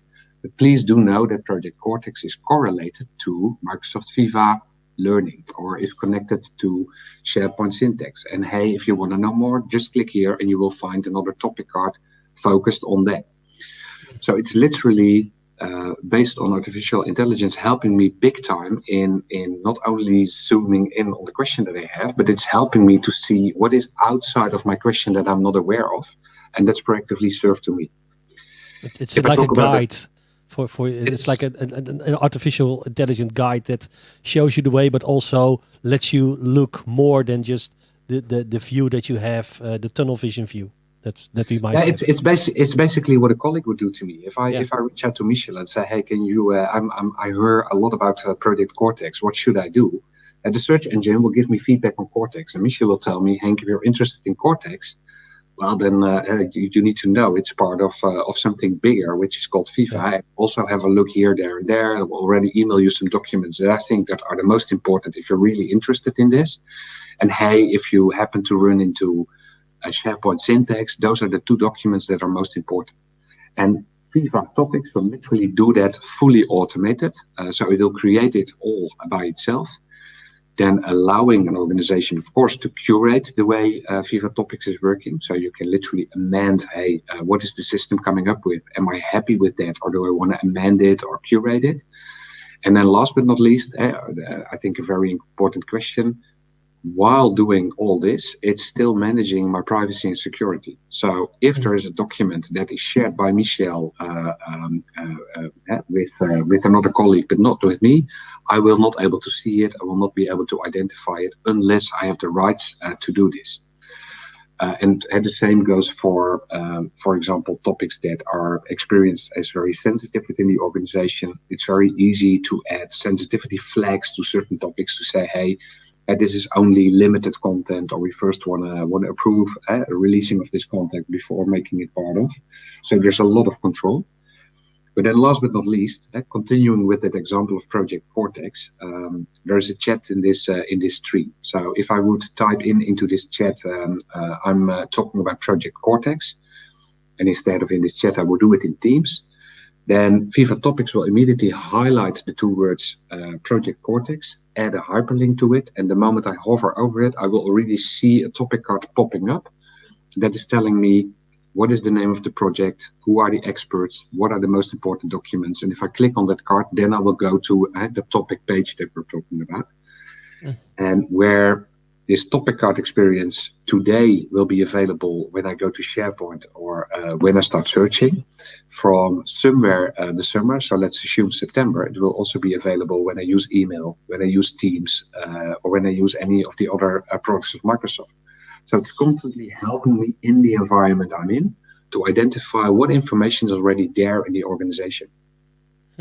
I'm going to stop you there, Henk. Again, we should do a full hour and a half just to talk FIFA. I don't think it does enough justice to go over this in a few minutes. I was surprised when you said topics, and I'm seeing that you still have to get used to the new name as well, instead of using Cortex. But topics is the one that you're most excited about. With your HR background, I would say insights is the one that would trigger you the most. It certainly triggers me the most. The announcements that we did is starting in April. We're going to have new personal well-being features, including the virtual commute experience, which people might have already seen. We talked about that at last Ignite.